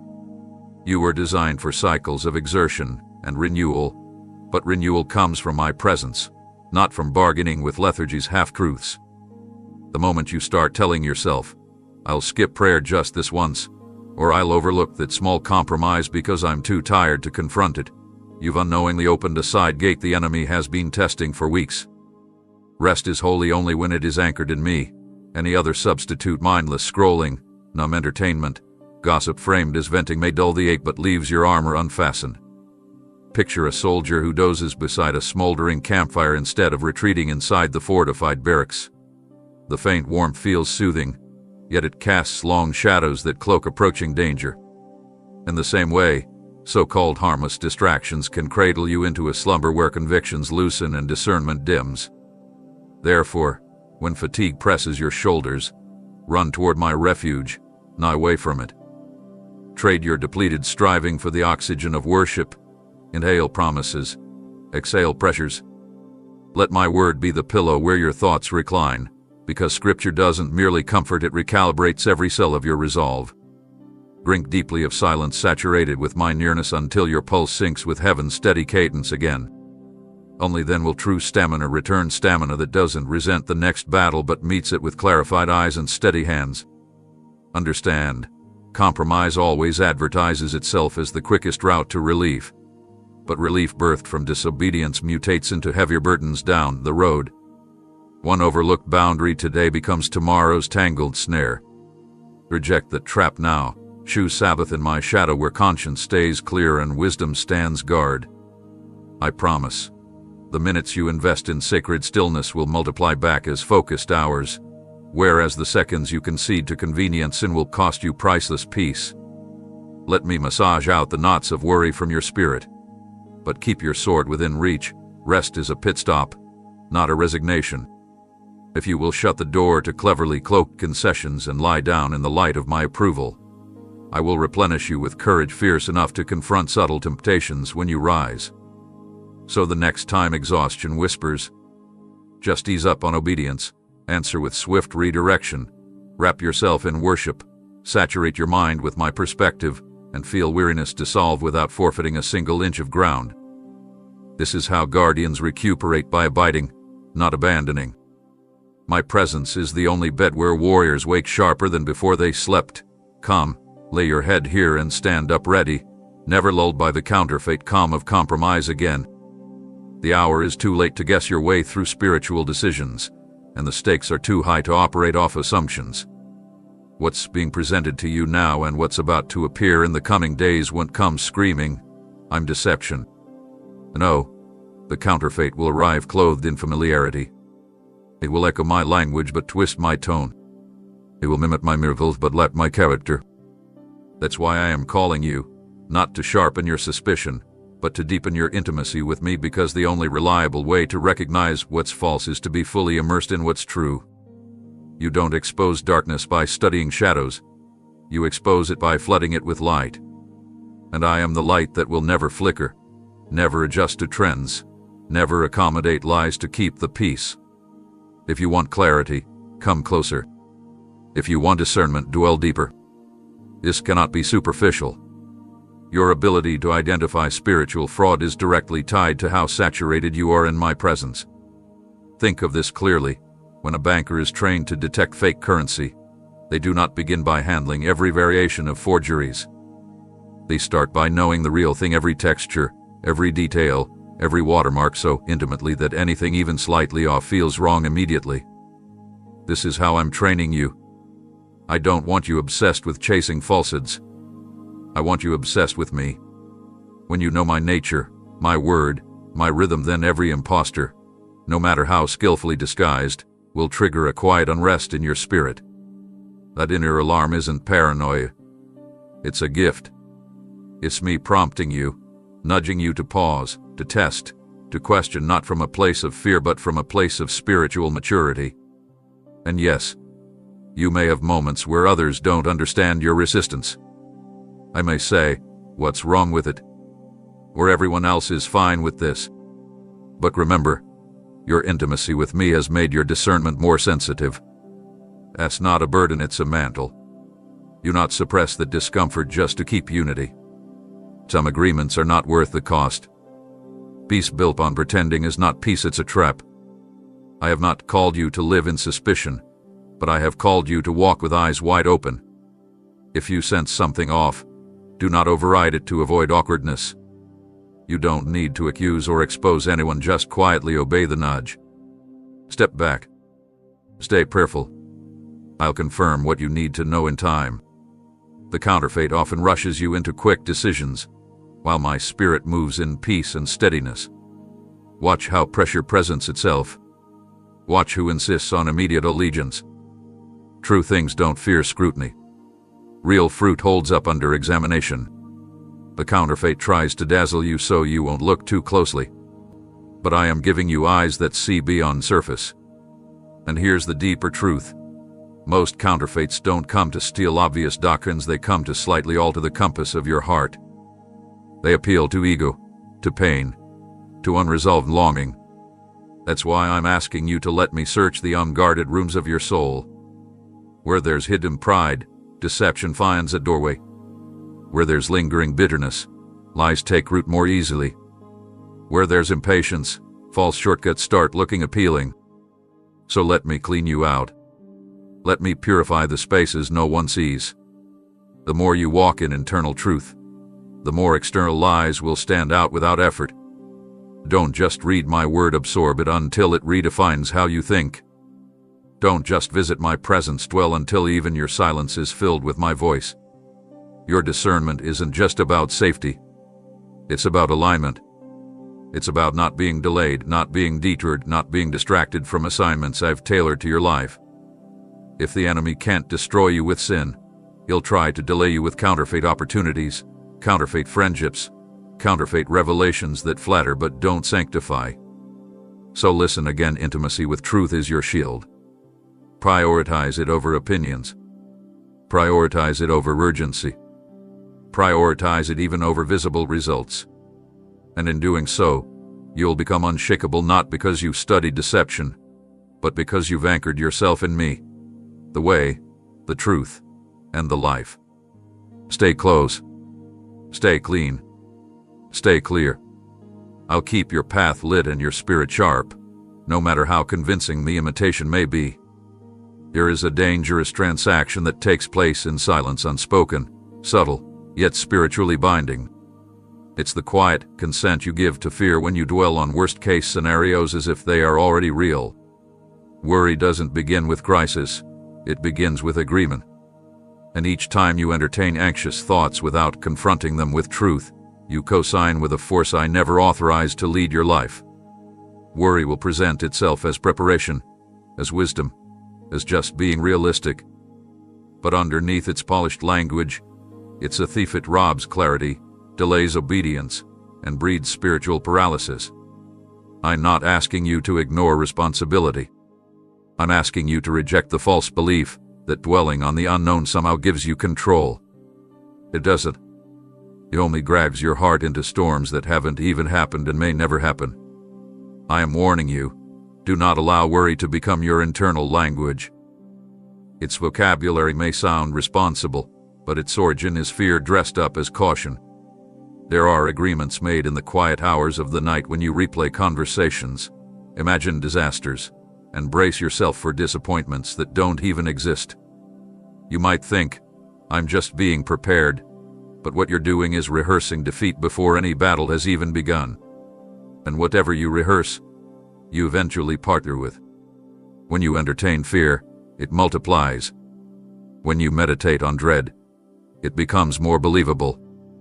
I never created your imagination to build catastrophes. I created it to dream with me, to visualize promise, to prepare for joy. But if the soil of your mind is constantly seeded with anxiety, it will bear fruit of hesitation, indecision, and emotional exhaustion. You weren't made to carry that weight. That's why it feels so heavy. That's why your shoulders ache when you lie down. That's why sleep escapes you even when your body is still. The unrest is not physical, it's spiritual. It's the burden of a contract you were never meant to sign. I want you to understand this with urgency. You do not need to partner with every thought that visits your mind. Not every emotion is a prophecy. Not every fear is a warning. Some are simply distractions designed to drain your spiritual reserves before the real assignment arrives. That's why I am calling you to cancel every secret agreement with fear, revoke the access it has had to your reasoning, your mood, your pace. Stop planning your life around what you dread. Begin planning it around what I've promised. Every time worry speaks, answer it. Don't let it narrate your day unchallenged. Say out loud, I will not agree with this fear. Speak my word like a legal document. He keeps in perfect peace those whose minds are stayed on him. Let heaven and hell hear your no. Let your spirit be reminded of the boundaries you're reestablishing. Joy is not a luxury for when things are going perfectly. It is a weapon that wages war against the spirit of fear. And every time you choose joy over panic, peace over pressure, praise over paralysis, you reclaim ground the enemy has slowly tried to claim through subtle worry. This is how you fight back, not with more stress, but with stubborn trust. Not with more effort, but with deeper surrender. It's not about pretending problems don't exist. It's about refusing to allow them to control your direction. When I said, do not worry about tomorrow, I didn't mean ignore your responsibilities, I meant stop giving your future to a master who cannot bless it. I am here today to offer you a new agreement, one built on my faithfulness, not on fear's forecast. Sign with your faith. Co-author your peace with my promises. Draft a new mental routine that begins with, God is for me, and ends with, His goodness is chasing me. Let that be your meditation. Let that be your foundation. Tear up the old contracts, those internal vows that said, I'll always be anxious, where this is just how I am. Oh, beloved, that's not how you were designed. You were built to carry peace like a flame, not fear like a chain. So break every silent deal with worry. Burn the pages, break the handshake, revoke the terms, and step boldly into the freedom that comes when you stop living beneath the weight of what was never yours to carry. Hear me swiftly, for this safeguard cannot wait. You are stepping into territories where recognition will chase you, applause will tempt you, and progress will whisper that you've earned the right to relax your guard. At that very intersection, pride positions a hidden archer, stringing compliments into barbed shafts designed to pierce perception and distort identity. Humility is not shyness, nor self-deprecation, nor a timid reluctance to acknowledge my gifts in you. Humility is lucid alignment with truth, a steady awareness that every breath, talent, breakthrough, and influence is borrowed from my endless reservoir. When that awareness crowns your thought life, fiery darts coated in ego cannot penetrate. But if humility slips, if you begin to absorb admiration like oxygen rather than reflect it as light, poison seeps beneath the visor, numbing discernment before you realize you've been struck. I'm alerting you now because opportunities for expansion are arriving rapidly, each accompanied by voices eager to brand you as the architect of your own ascent. Resist that narrative with urgency. Deflect praise upward like polished metal casting sunlight skyward. Acknowledge affirmation graciously, then immediately pivot gratitude toward me. That reflex forms an invisible alloy around your mind, too slick for vanity to grip. Why is this crucial? Because pride reshapes the battlefield. It invites combat you were never meant to fight, rivalries, comparisons, relentless self-promotion draining focus from the true assignment. It twists constructive feedback into personal insult, converts collaboration into competition, and disguises stagnation as self-sufficiency. Soon the helm that once guarded your vision becomes a mirror reflecting only yourself, and while you admire the reflection, the enemy advances unchecked. I refuse to see you ambushed by admiration's counterfeit comfort. Therefore cultivate habits that keep the helmet firmly fastened. Daily celebrate unseen laborers who paved your path. Deliberately seek counsel from those unafraid to challenge you. Rehearse dependence by thanking me for mundane provisions as earnestly as for public victories. Humility also listens, really listens, without rehearsing a rebuttal. When correction arrives, do not dodge. Let it climb harmlessly off your helmet, then examine it. If it's valid, adapt quickly. If it's not, release it without resentment. Either response strengthens protection. Understand, too, that humility doesn't negate boldness, it amplifies it. A warrior certain that success is sovereignly supplied can charge forward unburdened by the need to prove worth. Pride, conversely, drags a heavy cloak of self-justification, slowing every stride. That's why my greatest champions bowed first. Moses faced Pharaoh only after removing sandals before me. David's crown followed countless nights of solitary psalms. Esther's favor bloomed after 3 days of hidden fasting. Each victory was woven through surrender, not swagger. Their humility did not shrink their courage, it fueled clarity, ensuring every triumph pointed nations to my glory instead of entrenching personal legacy. This is the blueprint I hand you now. Wear it like tempered steel. Practical vigilance. When accolades accumulate, schedule secret moments of serving where no cameras exist. Clean a forgotten corner. Fund a need anonymously. Pray for someone who can offer nothing in return. Acts of unseen generosity polish the helmet's surface, wiping away fingerprints of ego. Likewise, maintain laughter at yourself. Healthy humor punctures the balloon of self-importance before it ascends. Humility also remembers origins. Revisit journals, photographs, testimonies of times I rescued you from scarcity, obscurity, confusion. Those memories anchor perspective, reminding your soul that peaks are merely higher platforms for gratitude, not pedestals of entitlement. Finally, recognize counterfeit humility, which parades self-disdain to fish for reassurance. True lowliness doesn't beg for attention. It quietly channels attention to me. If you catch yourself downplaying my gifts hoping others will contradict you with praise, tighten the strap of sincerity.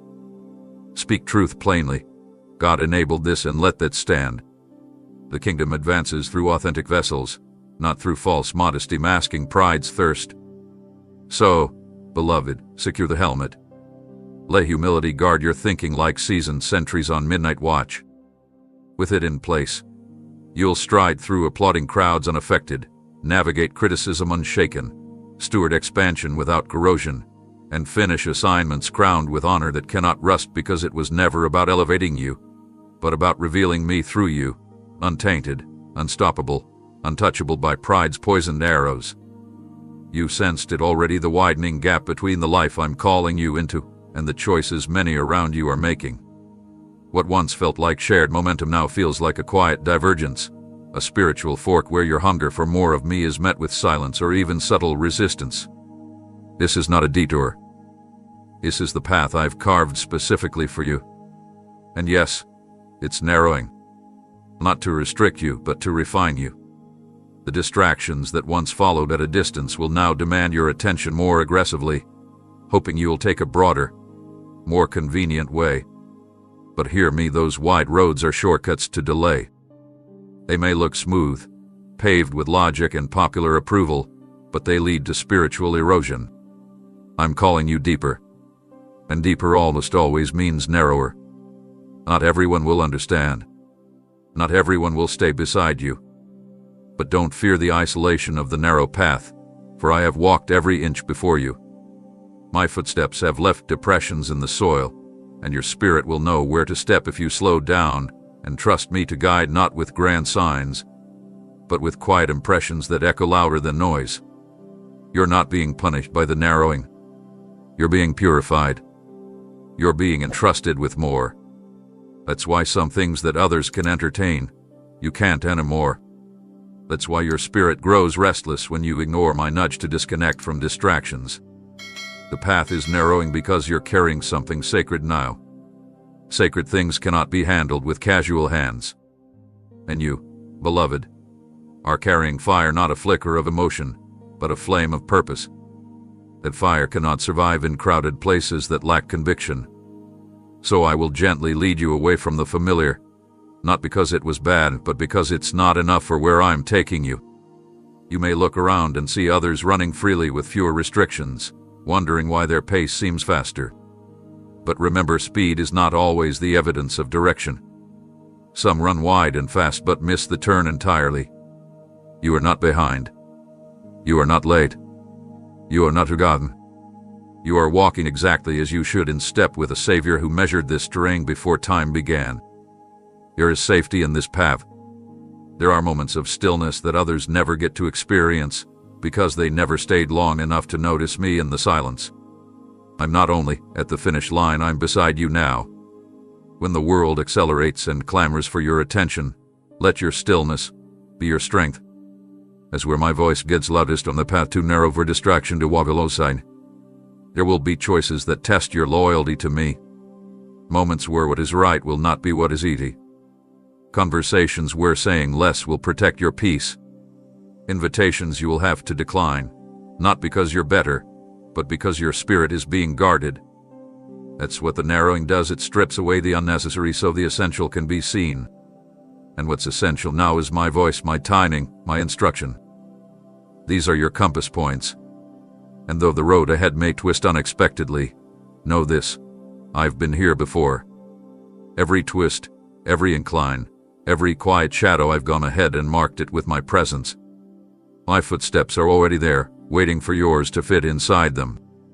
You won't get lost. You won't fall behind. You won't fail, not if you keep your eyes on me, not if you keep choosing what aligns with my spirit over what aligns with your comfort. The narrow path is not the lonely path, it is the precise one. It's where the distractions thin and clarity thickens. It's where your spiritual reflexes are sharpened, your discernment is heightened, and your confidence is no longer tied to applause, but anchored in obedience.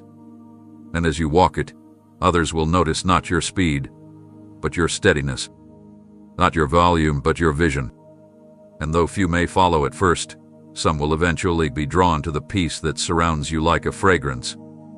That peace is the proof that even when the path narrows, it leads to life. The proof that when the way gets high, my grace gets wider. So take the next step. Follow where the trail constricts. Let my footsteps lead you through places others bypassed. I'm not calling you to the crowded. I'm calling you to the consecrated. And there, you'll find what no wide road can ever offer. Me, uninterrupted, at every turn. The unseen realm surrounding you is far from passive. It is a living network of assignments, watchmen, and reinforcements dispatched on the frequency of your trust in me. When your confidence dims to a trembling ember, I do not accuse you, I deploy backup. I commission messengers of fire, beings who move faster than despair, who carry radiant shields to block arrows of unbelief before they find your heart. They stand over your nights whispering scriptures you nearly forgot, nudging your dreams with images of victory you haven't yet tasted, stirring your morning instincts to open the Word instead of scrolling a screen that splashes headlines of hopelessness. Yet understand this principle. Angelic presence intensifies where human faith refuses to die. A single spark of belief is enough authority for one sentinel. But when you fan that spark through worship when circumstances howl, through gratitude whispered over unanswered prayers, myriads are summoned. They gather like a vast constellation, each torch amplifying the next until the atmosphere blazes brighter than the fear that threatened to snuff you out. Your perseverance, then, is not private resilience alone. It is logistical command. Every declaration of trust is a flare shot into spiritual skies, signaling, supply lines open here. Angels respond information, bringing strategies wrapped in peace, solutions disguised as chance encounters, fresh wind for lungs weary of contending. The enemy knows this pattern. That is why discouragement's first tactic is isolation, convincing you your struggle is solitary, convincing you nobody notices the dim glow of your hope. But I notice.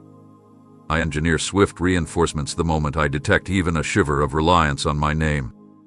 Do not misinterpret extended silence as absence. During those hushed intervals, patrols are actually fortifying, welding breaches in your perimeter, routing blessings around obstacles you have not yet discerned. Your efficiency is governed by covenant, not by your flawless performance. Still, your cooperation accelerates their impact. Every time you refuse cynicism's invitation, the torches they carry blaze hotter, illuminating shortcuts through confusion you would never find by intellect alone. So guard that wick. Shield it from envy's drafts, from constant complaints, from the steady drizzle of negativity that seeps through casual conversations. Feed it scriptures like oil. Sing over it, yes. Even off-key hymns muttered in traffic become accelerant. Speak again what I told you years ago as if hearing it for the first time. The more you rehearse promise, the more lumens explode in realms you cannot yet see, and angels step closer, shoulder to shoulder, until your once lonely ember becomes a bonfire drawing others out of darkness. You need not worry about commanding them. Your assignment is to believe. Heaven handles the dispatch details. Obedience to hope is your enlistment. But realize, when you surrender to despair, you effectively issue a stand-down order. The torch is dim, not because I revoke their mission, but because belief is the atmosphere they breathe. Rekindle, and they return instant, relentless, unstoppable. Picture a night watch on ancient ramparts. Lanterns dot the wall, signaling life inside the fortress. If lanterns fail, invading forces presume an easy breach. Your faith flame is that lantern. Keep it visible. Let it declare to demonic scouts, this heart still trusts, this mind still worships, this home still belongs to the king. Patrols will march the parapets, swords drawn, songs of deliverance vibrating through stone until tremors of glory rattle the plans arrayed against you. And when dawn manifests in the natural breakthrough you can taste, answers you can document, do not lower vigilance. Celebrate by stoking flame higher. Victories attract new levels of assignment, and angels who escorted you through valley nights now usher you onto mountain outposts where your light can guide many. Each stage requires the same principle: faith first, reinforcements next, glory always. Keep burning, beloved. There is no ceiling to the brightness possible when human trust meets heavenly patrols armed with eternal fire. Every sentence you speak is a stone either forming shelter or flinging shrapnel. What proceeds from your mouth does not merely vanish into air. It builds or breaks, gathers or scatters, heals or infects. This is why I am calling you, now more than ever, to treat your speech as sacred territory. You may not realize it yet, but you carry the authority to shape entire atmospheres with a few simple phrases. Conversations are not neutral. They are spiritual construction zones. And your voice is not casual background noise, it is a blueprint being drawn in real time. When you speak in alignment with my truth, your words become walls of protection around weary souls. They open windows for light to flood dark minds. They lay foundations of peace where chaos had been swatting unnoticed for years. But when your words echo irritation, repeat unverified assumptions, or lean into subtle mockery disguised as honesty, you allow cracks to form in structures I am trying to build. What begins as just venting becomes a draft that lets in confusion, division, and insecurity. I know you've been surrounded by voices that treat slander like currency, trading it for influence, attention, or fleeting connections. I know the temptation to join in when gossip feels like the common language in the room. But I didn't call you to common, I called you to consecrated. I didn't appoint you to echo what the world is saying, I appointed you to carry my tone, even when it costs you approval. And yes, it may cost you. There will be moments when your silence is mocked, times when you remove yourself from conversations that others find entertaining. But I assure you, every withdrawal from poisonous dialogue is a deposit into spiritual clarity. You do not realize how much discernment is lost through careless speech. Every rumor passed along, every jab wrapped in sarcasm, every exaggerated complaint, it depletes your ability to sense me clearly. But when you choose speech that aligns with heaven, your hearing sharpens, your inner peace deepens, and your environment begins to shift even if no one around you acknowledges it. Begin to see yourself as a verbal sanctuary builder. Ask yourself before every comment, will this add weight to someone's shoulders or lift it? Will this create safety in the room or tension? Will this remind them of truth or reinforce lies they are already battling? If it won't build, don't speak it. And if it needs to be said, then say it with grace, wrapped in clarity, carried by compassion. You don't have to sugarcoat conviction, but you must make sure it's planted in love, not in pride. Harsh truth spoken from an unhealed heart does more damage than silence. But gentle truth, delivered with purity, can transform even the most defensive spirit. And when you consistently speak life, people will begin to run to your voice, not because it flatters them, but because they know it shelters them. You will become a refuge with legs, a moving embassy of my presence, a resting place for tired souls. This doesn't mean you will never correct, never confront, never speak firmly. It means even your correction will restore instead of destroy. Even your confrontation will come with hope instead of shame. That's the difference between those who tear down and those who build. Anyone can criticize, but only those with my spirit can see ruin and still speak vision. I'm asking you to do that. To look at brokenness and speak what could be, not just what is. To look at your family, your workplace, your church, your community, and instead of repeating what's wrong, begin speaking what aligns with my intentions. Speak peace where there's tension. Speak unity where there's division. Speak purpose where there's apathy. This is how you build a refuge with your words. Don't underestimate the power of consistent encouragement. Don't minimize what happens when you bless someone to their face or defend them behind their back. Heaven takes notice. Demons take flight.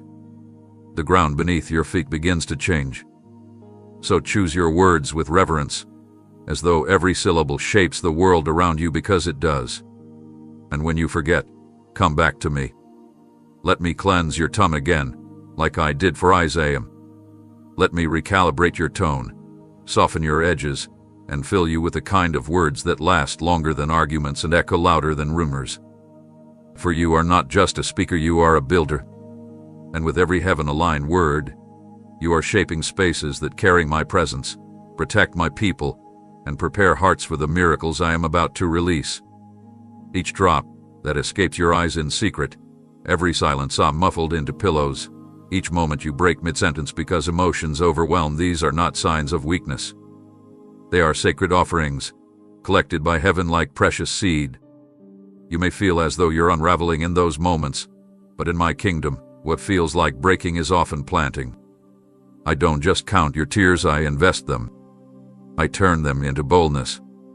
I transform them into fuel. But that only happens when you bring them to me instead of hiding them behind the veil of toughness or shame. You were never meant to carry sorrow in silence. You were created to release it in my presence so that I can exchange it for strength no storm can unravel.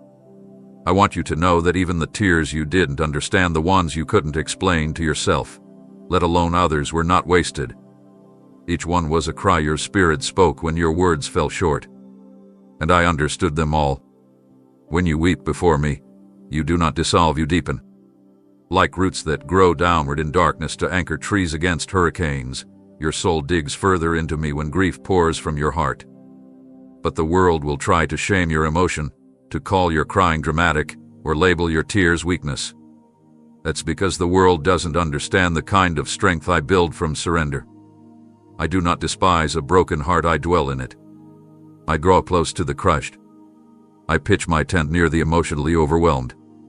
And in those places, where the rawest parts of you are laid bare, I perform my most delicate surgeries. I pull out the lies that grief tried to plant. I stitch up wounds that memory kept reopening. I whisper truth until it chokes out despair. And as you rise from those moments, though your eyes may still be red, your spirit emerges steadier, stronger, surer of who I am. There is a mystery in tears surrendered to me. They don't just dry up, they multiply into courage you didn't know you were capable of. You'll find yourself facing the very things that used to paralyze you. You'll walk into rooms that once triggered silence and speak boldly. You'll stand in front of people who once rejected you and no longer need their approval to breathe freely. That is not accidental. That is the harvest of your tears. Watered by pain, grown through worship, nourished by the decision to keep coming back to me when all you wanted was to shut down. I have seen every time you showed up in prayer when you felt numb. I've seen the tremble in your voice when you said my name, not to perform, but simply to survive. And I tell you now, none of it was unnoticed.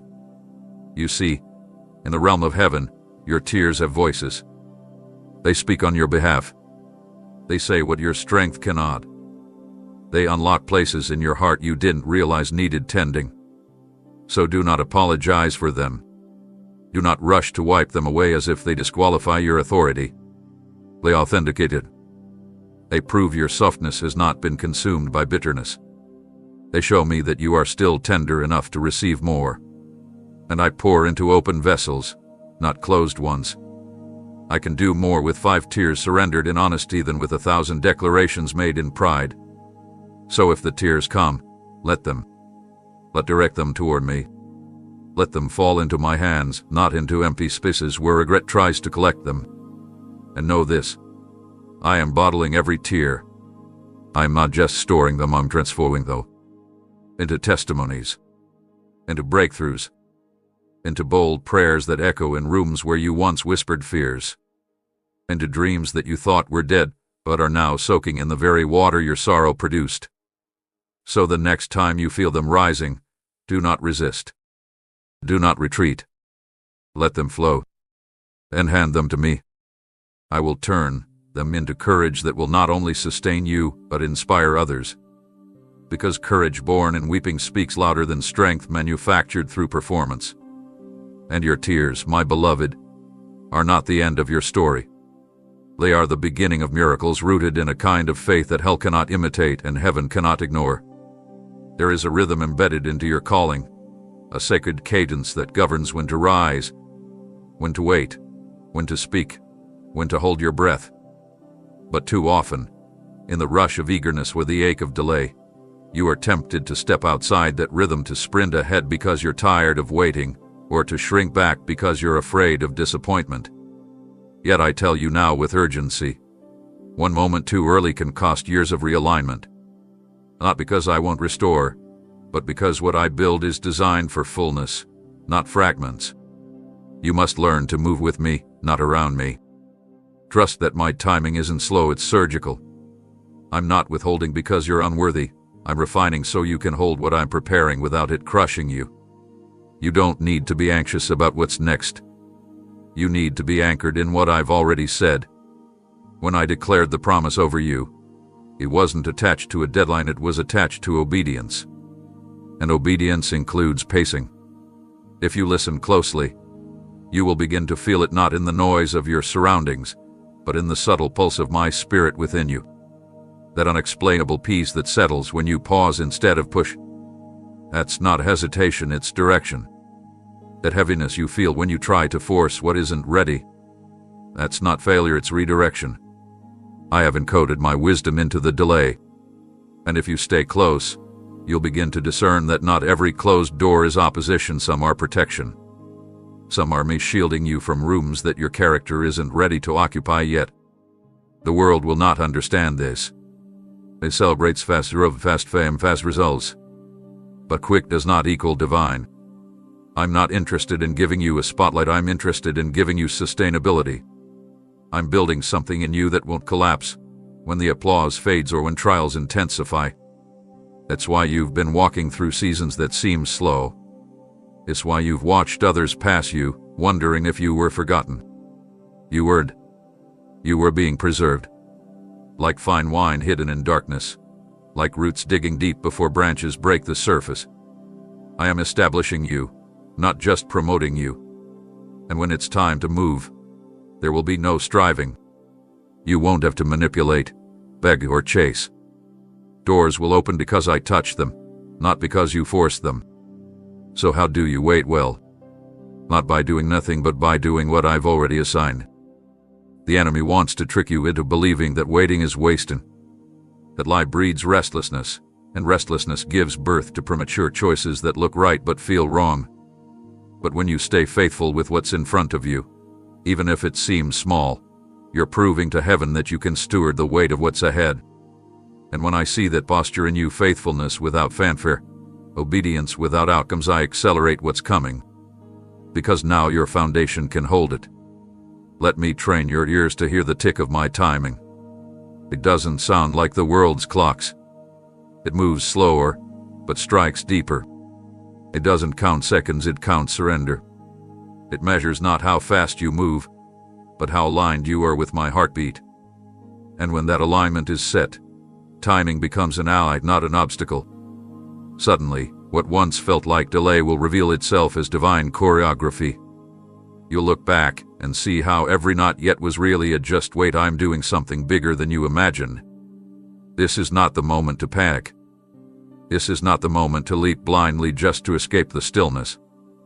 This is the moment to lean into me more tightly, to become so sensitive to my voice that when I whisper go, you'll sprint without hesitation, and when I whisper pause, you'll smile and stay still, knowing something greater is still unfolding beneath the surface. Timing is not just about arrival, it's about readiness. And I'm making you ready, not just for the promise, but for the pressure that comes with it. So trust the pace. Trust the silence. Trust the ticks between now and next. I'm not delaying you, I'm developing you. And when it's time, everything will shift without strain. Because in my timing, grace meets you at the gate, and what once felt far becomes yours in a breath. Pause and replay the last 24 hours. The traffic light that turned green at the exact moment you prayed for speed. The friend who texted encouragement without knowing what burden pressed your chest. The bill paid by an unexpected refund. the sudden calm that replaced a spiraling thought before it poisoned your words. Each of these tiny deliverances was me intervening in real time, weaving thin strokes of mercy into the canvas of an ordinary day. Yet if you race past them, dismissing them as coincidence or luck, you dull the instrument I gave you to discern my whisper. Thanksgiving is not a courtesy. It is a tuning fork. Every time you notice a seemingly minor rescue and bless me for it aloud, the spiritual acoustics around you adjust, filtering out static so my future directions arrive in crisp focus. Think of it as calibrating a radio, tiny turns of the dial, slight acknowledgments of favor.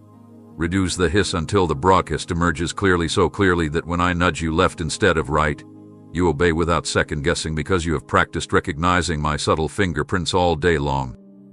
Too many wait to celebrate until the earth shakes or seas split, but such spectacles are infrequent by design. Daily guidance is carried on gentler currents, and only hearts trained in continual appreciation can catch those breezes. When gratitude is neglected, the senses grow coarse. Miracles must shout to be noticed, and even then suspicion often muffles their testimony. But when you choose to exalt a small reprieve, a parking space, a gentle sunrise after a violent night, your spirit stretches toward heaven like a sunflower tracking light, its receptors multiplying so that tomorrow you perceive the faintest glow of my counsel before darkness fully settles. Cultivating this disposition does not require theatrics.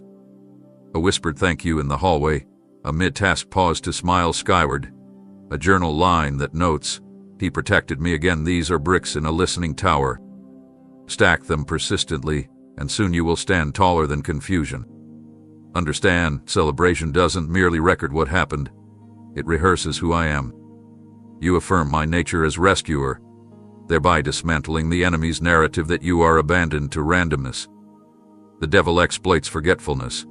He cannot erase my interventions, but he can tempt you to overlook them, starving your confidence for future battles. Contrarily, when you recount a minor aid, how a recipe stretched to feed unexpected guests, or how a meeting canceled at the precise instant exhaustion threatened, you deposit evidence into the courtroom of your mind. Then, when adversity calls another trial, the docket overflows with precedent. I delivered before. I will again. Anxiety's arguments lose credibility, and faith's voice grows authoritative. Soon your inner dialogue shifts from will he to watch him. Celebration is also contagious. Your attestations become seed for someone else's wilderness. Imagine a coworker overhearing you credit me for a smooth commute. They may scoff outwardly, yet inwardly a spark lands on dry timber. Later, when they face gridlock or a frightening diagnosis, the memory of your simple praise may guide their own first attempt at trust. In this way, small thanksgiving propels large evangelism, not through polished sermons but through lived evidence of a near God. Thus, every micro-miracle you herald widens my influence in unseen circles. Do not worry that constant acknowledgement will slow productivity. Slowness is not the same as stillness. Pausing to recognize grace actually redeems minutes you would have lost to frustration. Gratitude lubricates mental gears. It prevents the grinding fatigue of unbroken striving. With each recognition, cortisol subsides, creativity surges, solutions surface. Where grumbling corrodes, gladness conserves internal resources for kingdom exploits yet to be revealed. Therefore, develop rituals. Before bed, replay the day backward, naming mercies from dusk to dawn. At each meal, recall provision. Beyond the plate, an apology received, an error averted. Teach your children or friends to share heart sightings of goodness so a culture of attentive joy thrives in your home. When disappointment strikes, counterpunch by recalling 3 prior rescues. Let memory topple mood. Soon, the habit becomes reflex and the reflex becomes revelation.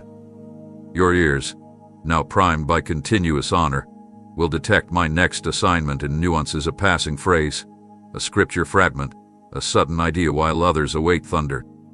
Celebrating small rescues is not spiritual naivete. It is strategic reconnaissance. It scouts the landscape for hints of my movement, mapping supply lines for the conflict ahead. Refuse the cynical voice that labels this childish. In my economy, Children who shout thank you for simple bread witness loaves multiply for multitudes. So lift even the tiniest victory like a torch. Let its glow refine the delicate instruments of perception inside you. So when the next instruction arrives quiet as footfall on moss, you will rise without delay, already convinced that the God of subtle salvations is guiding every step. There's something the enemy hopes you never realize, that unforgiveness is not just a personal matter, it's a spiritual breach. It begins as an injury, perhaps even a justifiable one. A betrayal, a broken promise, a careless word that sliced deeper than the speaker will ever know. You carry it because it hurt, and yes, I saw it. I was there. But what you don't see, what I must now reveal, is how holding onto that wound creates an opening for poison to flow. Not all at once, but drop by drop. It begins to seep into places it was never meant to reach. Your creativity becomes cloudy. Your joy feels harder to access. Your vision loses sharpness. Even your prayers, once bold and free, start to feel weighty, like they're dragging an invisible chain. That's the infection of bitterness, and it spreads silently through the bloodstream of your destiny until forgiveness is released like medicine.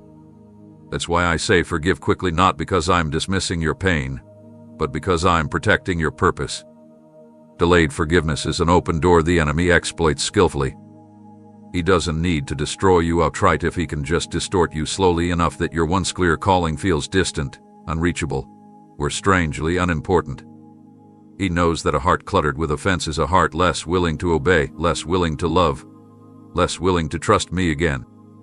That's why he keeps the offense fresh in your memory, replaying it like a highlight reel, amplifying every flaw, making the person who wronged you larger than life, until they occupy more space in your thoughts than I do. And when that happens, your spiritual immune system weakens. You stop hearing my voice with clarity. You stop stepping forward with boldness. And even the new things I'm trying to give you are held at arm's length because unforgiveness teaches you to brace for more hurt, even from me. But there is another way. A faster-free way. Not through denial, not through pretending it didn't matter, but through honest, wholehearted release. Forgiveness doesn't say what they did was okay. It says, I refuse to carry it anymore. It says, I'm handing this wound to the only one who can heal it completely. And I don't just heal, I redeem. I use the broken pieces as building blocks for something far stronger than you imagined. The pain you've endured does not disqualify you. It becomes soil for miracles if you don't keep clutching the shards. Let me take them. Let me remove the infection before it corrupts your capacity to dream, love, and lead. Quick forgiveness does not mean shallow forgiveness. It means decisive action. It means you don't wait until you feel like it, you choose it, and then let your emotions catch up. Because sometimes your heart follows your obedience. Start small if you must. Speak their name without venom. Pray blessing over them even when you still feel the sting. That act alone starves bitterness and waters grace. And yes, it may feel like a fight at first. Forgiveness often is. But you're not doing it alone. I'm in that battle with you. Every time you take a step toward release, I meet you with more strength. I comfort where it still hurts. I defend you where you feel vulnerable. And in the process, I restore what unforgiveness tried to steal. You'll begin to notice the difference almost immediately. Your thoughts will lighten. Your prayers will deepen. Your decisions will feel less clouded. You'll dream again, not just for yourself, but even for the ones who hurt you. That's how you know you're free, when you can bless those who wounded you and still believe in a future untouched by their actions. That kind of freedom terrifies the enemy. He knows a forgiven person is an unstoppable person because they carry no burdens that aren't surrendered, no memories too toxic for grace to touch, no delays caused by internal resistance. They move fluidly with me. And that's where I'm leading you now. So don't delay. Don't rehearse the pain one more time hoping it will make more sense. Some things won't be fair on earth, but they will be handled by heaven. Your job is to release. To forgive quickly, not lightly. To close the wound so it doesn't fester. To take back your freedom and let joy return unfiltered, You were not designed to carry this into tomorrow. Forgiveness is not just for them, it's for your future. And that future begins the moment you let go. There is a currency in my kingdom that never loses value, though it circulates unnoticed by headlines. Quiet benevolence. Acts so small they slip beneath applause, anonymously paying a stranger's fare, sending a note that only 2 eyes will read, choosing restraint when sarcasm could have tasted sweet. Each deed sinks like seed into unseen soil. The ground may appear barren afterward, and cynicism will taunt, what good did that do? Yet beneath the surface, roots are weaving a canopy of favor timed for future storms you cannot predict. Understand the strategy. Hell monitors public broadcasts, but it struggles to trace kindness conducted under cover of humility. When you give without seeking credit, you encrypt the transaction. The enemy cannot intercept blessings he cannot locate. Meanwhile, I schedule germination. Weeks, months, even years from now, on a day when accusations gather like thunderclouds, your hidden harvest will rise as unexpected shelter and advocate in a boardroom you never knew remembered your generosity. A door opened by someone whose burden you once lightened, a provision transferred through channels you could never engineer. It will feel sudden, but heaven's ledgers show it was accruing interest since the moment you released that kindness in secret.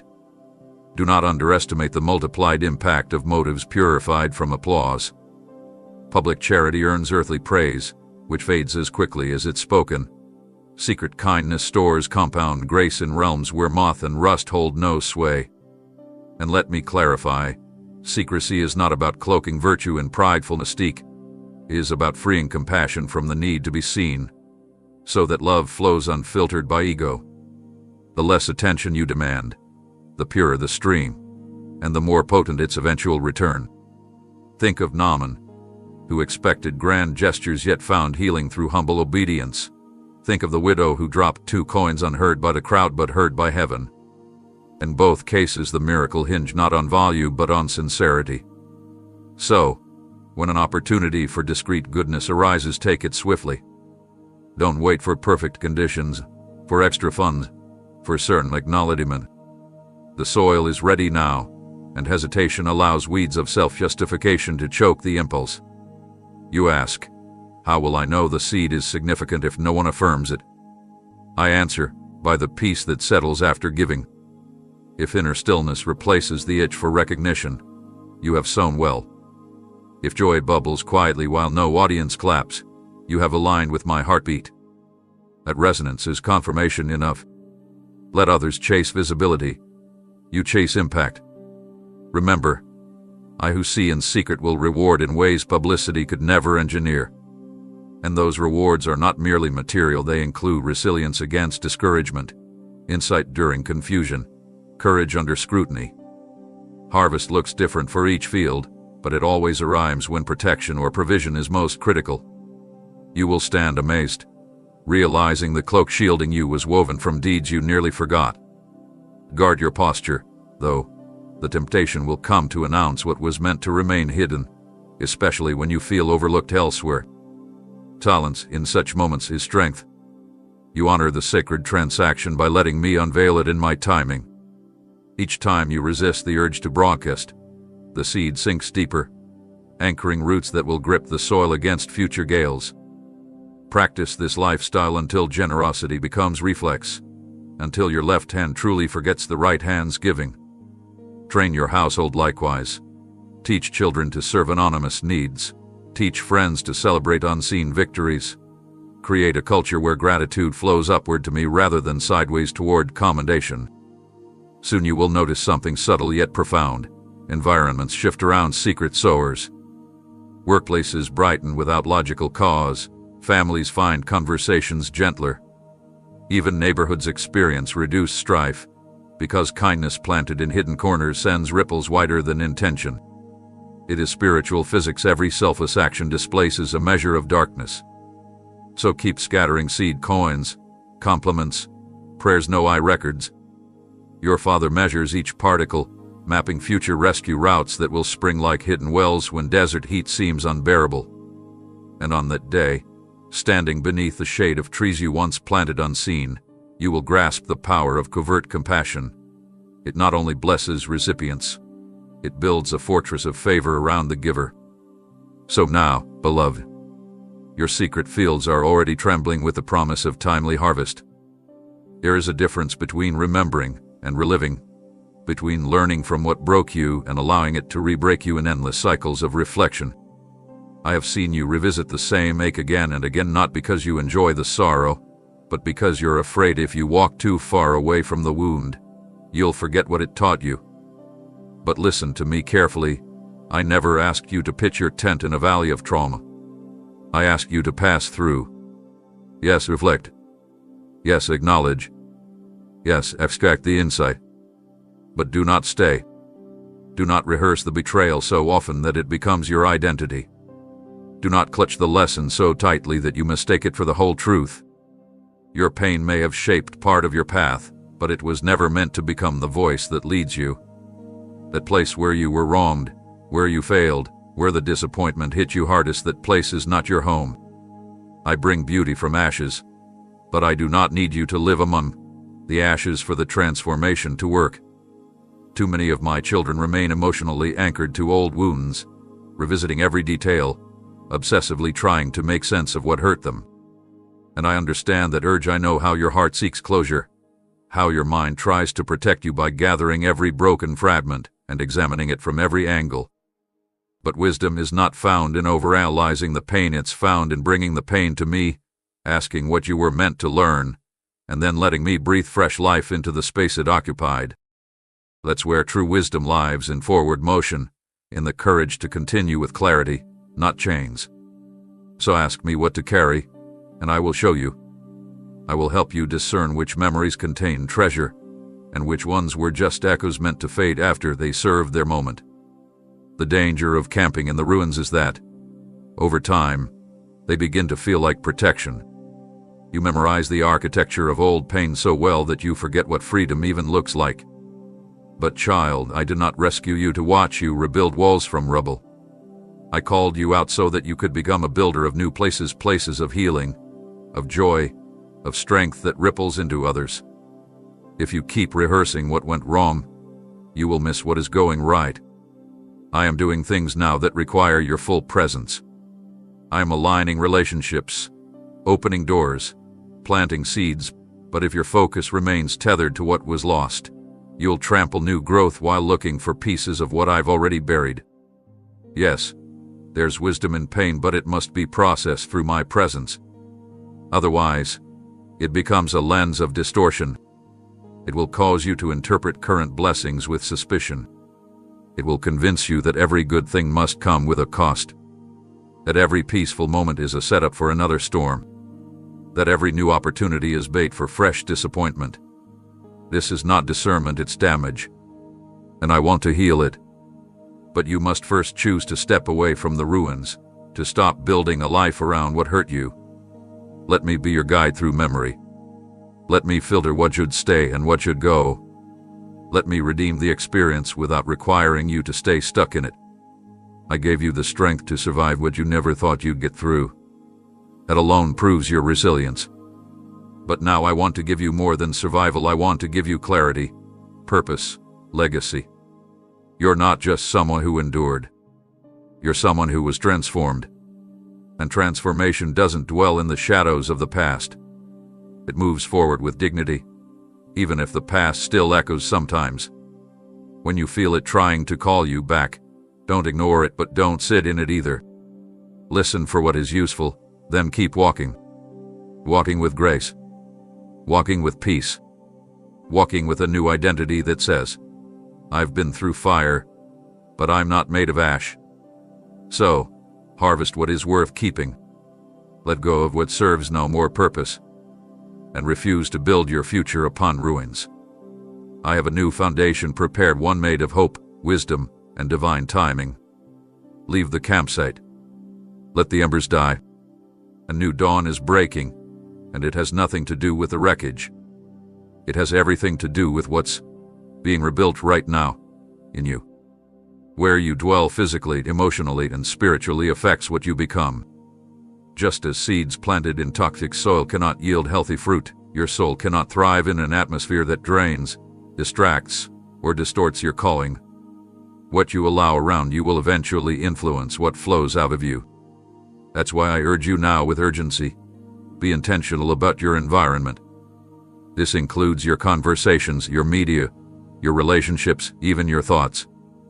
Every word you entertain neither waters your courage or withers your resolve.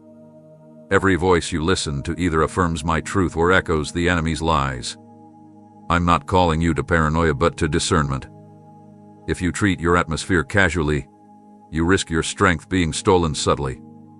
You must understand, atmospheres are spiritual breeding grounds. Peace doesn't flourish where gossip pollutes the air. Vision doesn't sharpen in places where negativity clouds perspective. Holiness cannot take root in a space where compromise is welcomed for the sake of convenience. You were never meant to adapt to brokenness just to belong. You were called to carry my presence so tangibly that darkness feels discomfort around you. But to do that, you must first cleanse the space you dwell in. What books lie open on your table? What voices loop in your ears? Who do you allow to influence your thinking without challenge? These are not minor details, they are major gateways. And anything given unrestricted access to your mind or heart eventually takes root. I am not telling you to isolate yourself from the world, but to filter what you absorb from it. Even a garden open to sunlight must be weeded regularly. Take time to evaluate your atmosphere. Are you constantly exhausted after certain conversations? Do certain environments stir restlessness or rob your focus from me? These are not coincidences. They are signals. Your spirit is warning you that what surrounds you may be clashing with the presence I placed within you. And beloved, that inner sanctuary my spirit dwelling in you is sacred. You cannot keep inviting voices that oppose me and expect clarity in your calling. Oil and water do not mix. Neither do divine destiny and toxic influence. You might say, but this is just the world I live in, how can I escape it? I'm not asking you to run from every situation. I'm asking you to shift the atmosphere by what you carry into it. But before you can shift anything, you must be anchored yourself. You cannot pour peace if you're constantly leaking energy from compromise. You cannot speak truth with conviction if you are constantly silencing conviction to keep the peace with others. This is not about judgment, it's about alignment. You have a choice. Either the atmosphere around you conforms to my presence within you, or you allow it to conform you away from me. A neutral ground does not exist in the spiritual realm. Every influence either builds or breaks, edifies or erodes. That's why I placed you in this moment of examination. This message is not meant to accuse you, it's an invitation to awareness. I'm showing you now how much of your struggle is rooted in what you've tolerated. The confusion, the fatigue, the sudden discouragement, they often come from what you've allowed into your atmosphere without discerning its source. But it's not too late. Start cleansing now. Begin to remove what dulls your edge. Silence voices that mock your pursuit of purity. Say goodbye to environments that celebrate what I grieve. Make space, because I am ready to fill you again, but only if you make room. You will begin to feel the difference immediately. Peace will return where once there was static. Insight will rise where there was once distraction. Strength will be renewed, not because your circumstances changed, but because your spiritual oxygen is no longer polluted. You will move with less hesitation because your atmosphere will no longer be at war with your spirit. And that will ripple into your actions, your decisions, your relationships, your worship. The clearer the atmosphere, the louder my whisper becomes. So protect your atmosphere as you would your heartbeat. Guard it without apology. Cleanse it regularly. And let it become a sanctuary where heaven is comfortable to dwell. Because what surrounds you is more than scenery, it's soil. And the seeds I planted in you require purity to thrive. Saturate your space with worship, with truth, with voices that sharpen, not soothe decay. Be ruthless in this. What you refuse to evict will eventually own a room in your heart. But what you expel for the sake of my presence, I will replace with unshakable joy, clarity, and an atmosphere where miracles feel at home. Let me breathe in your space again. Clean it. Guard it. Watch what begins to grow, I see how hard you're trying to manage everything, to make the pieces fit, to hold the weight of outcomes, to fix what others broke, and to anticipate what might go wrong before it even happens. I see you staying up late replaying conversations, scripting future ones, analyzing decisions, scanning the horizon for threats. You call it responsibility, but underneath, it's fear masquerading as strategy. And I say this with love. Your grip is not securing your future, it's strangling your faith. You have prayed for miracles, but refused to surrender the blueprints. You want me to move mountains while you cling tightly to the map, afraid I might reroute you somewhere unfamiliar.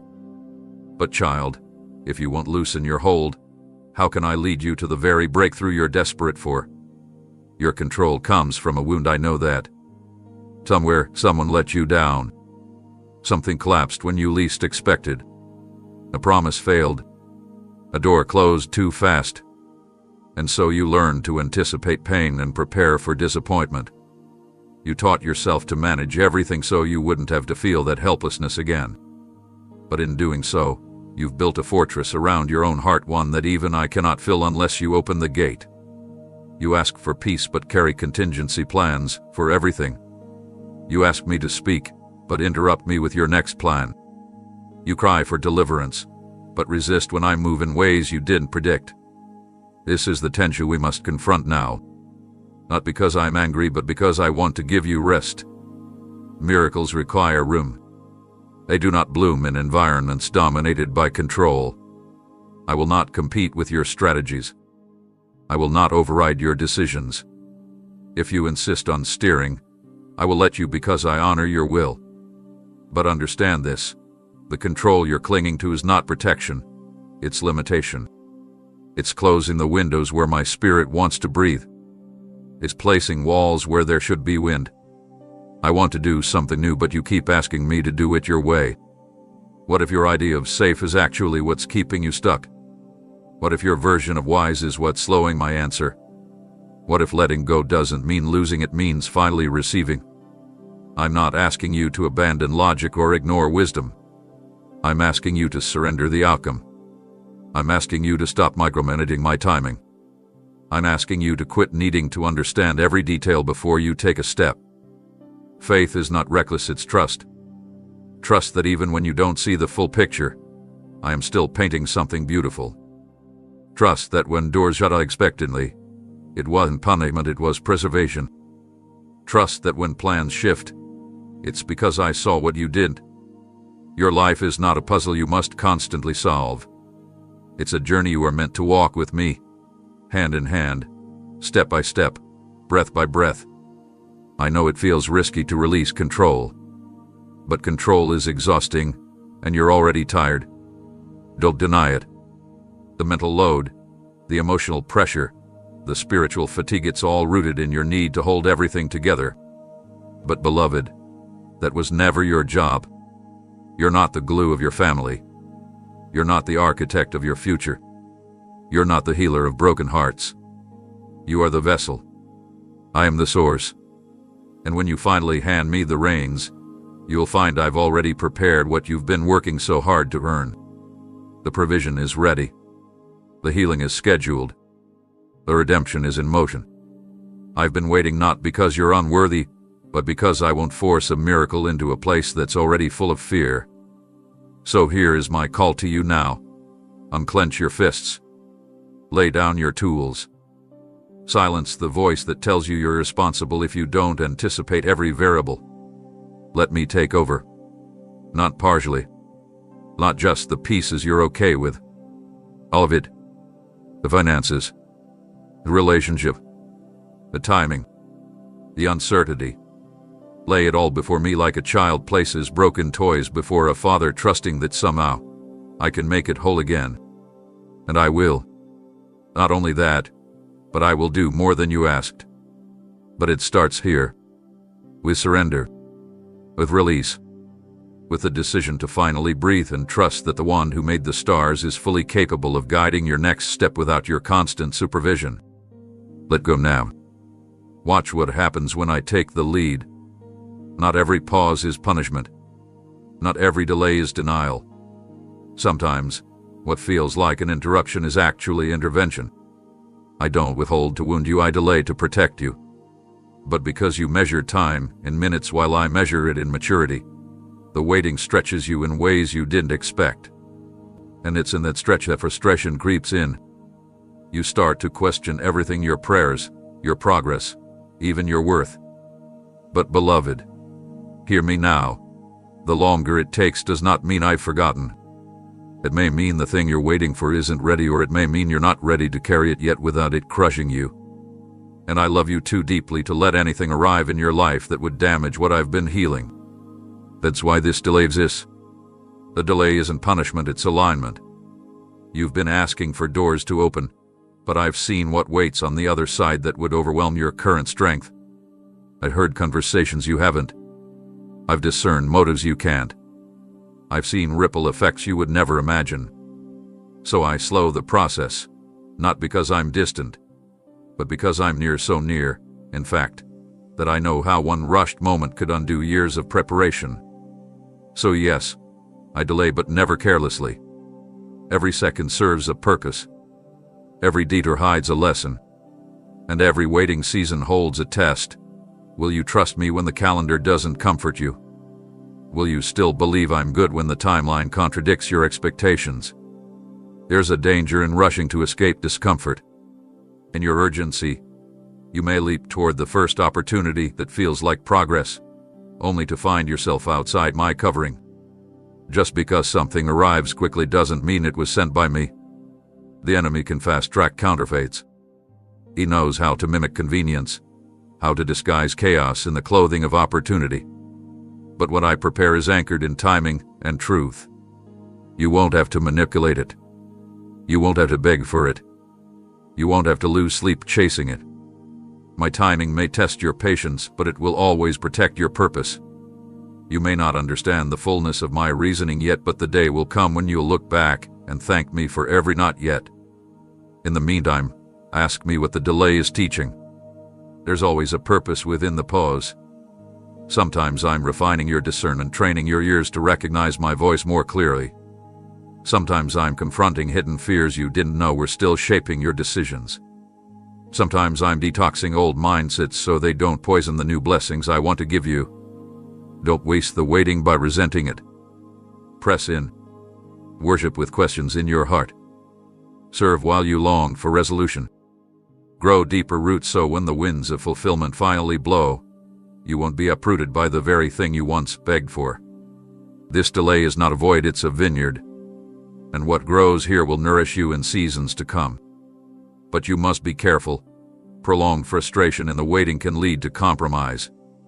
The longer you linger without understanding the why, the more tempting it becomes to manufacture your own version of now. That's when the wrong voices start to sound right. That's when distractions start to look like destiny. That's when you start asking others for answers I was always willing to give you if only you'd stayed with me in the quiet. So pause now. Not with anxiety, but with alertness. Ask yourself, have I mistaken a warning for rejection? Have I been trying to force open what was meant to remain shut a little longer? You see, I'm not trying to break your heart by making you wait. I'm preparing your heart so that when the promise comes, you don't mismanage it. The delay is a message in disguise. Stay still. Stay near. Don't rush ahead. Let me go first. I've never forgotten what you asked. I've not canceled the assignment. I've just put my hand out gently and whispered, not yet. Not to discourage you, but to preserve you. To shield you from consequences you can't yet perceive. To set you up for fullness, not fragments. So be mindful of delay. It may be the most merciful answer I can give you right now. And if you will trust me through the silence, through the confusion, through the stretching, then when the moment finally comes, you won't enter it wounded or weary. You'll walk in strong, ready, anchored in wisdom, crowned with clarity. And it will have been worth every second. There is something I placed inside of you that alerts you before destruction comes too close. It's not fear. It's not suspicion. It's me. That hesitation, that unease you feel around certain people, places, or decisions that quiet, unshakable sense that something isn't right, that is not your imagination. That's your spiritual warning system. Too often, you've talked yourself out of it. You silenced it with logic. You've overridden it with emotion. You've buried it beneath politeness, fear of confrontation, with a desperate need to keep the peace. And in doing so, you've ignored one of the greatest tools I gave you to protect yourself.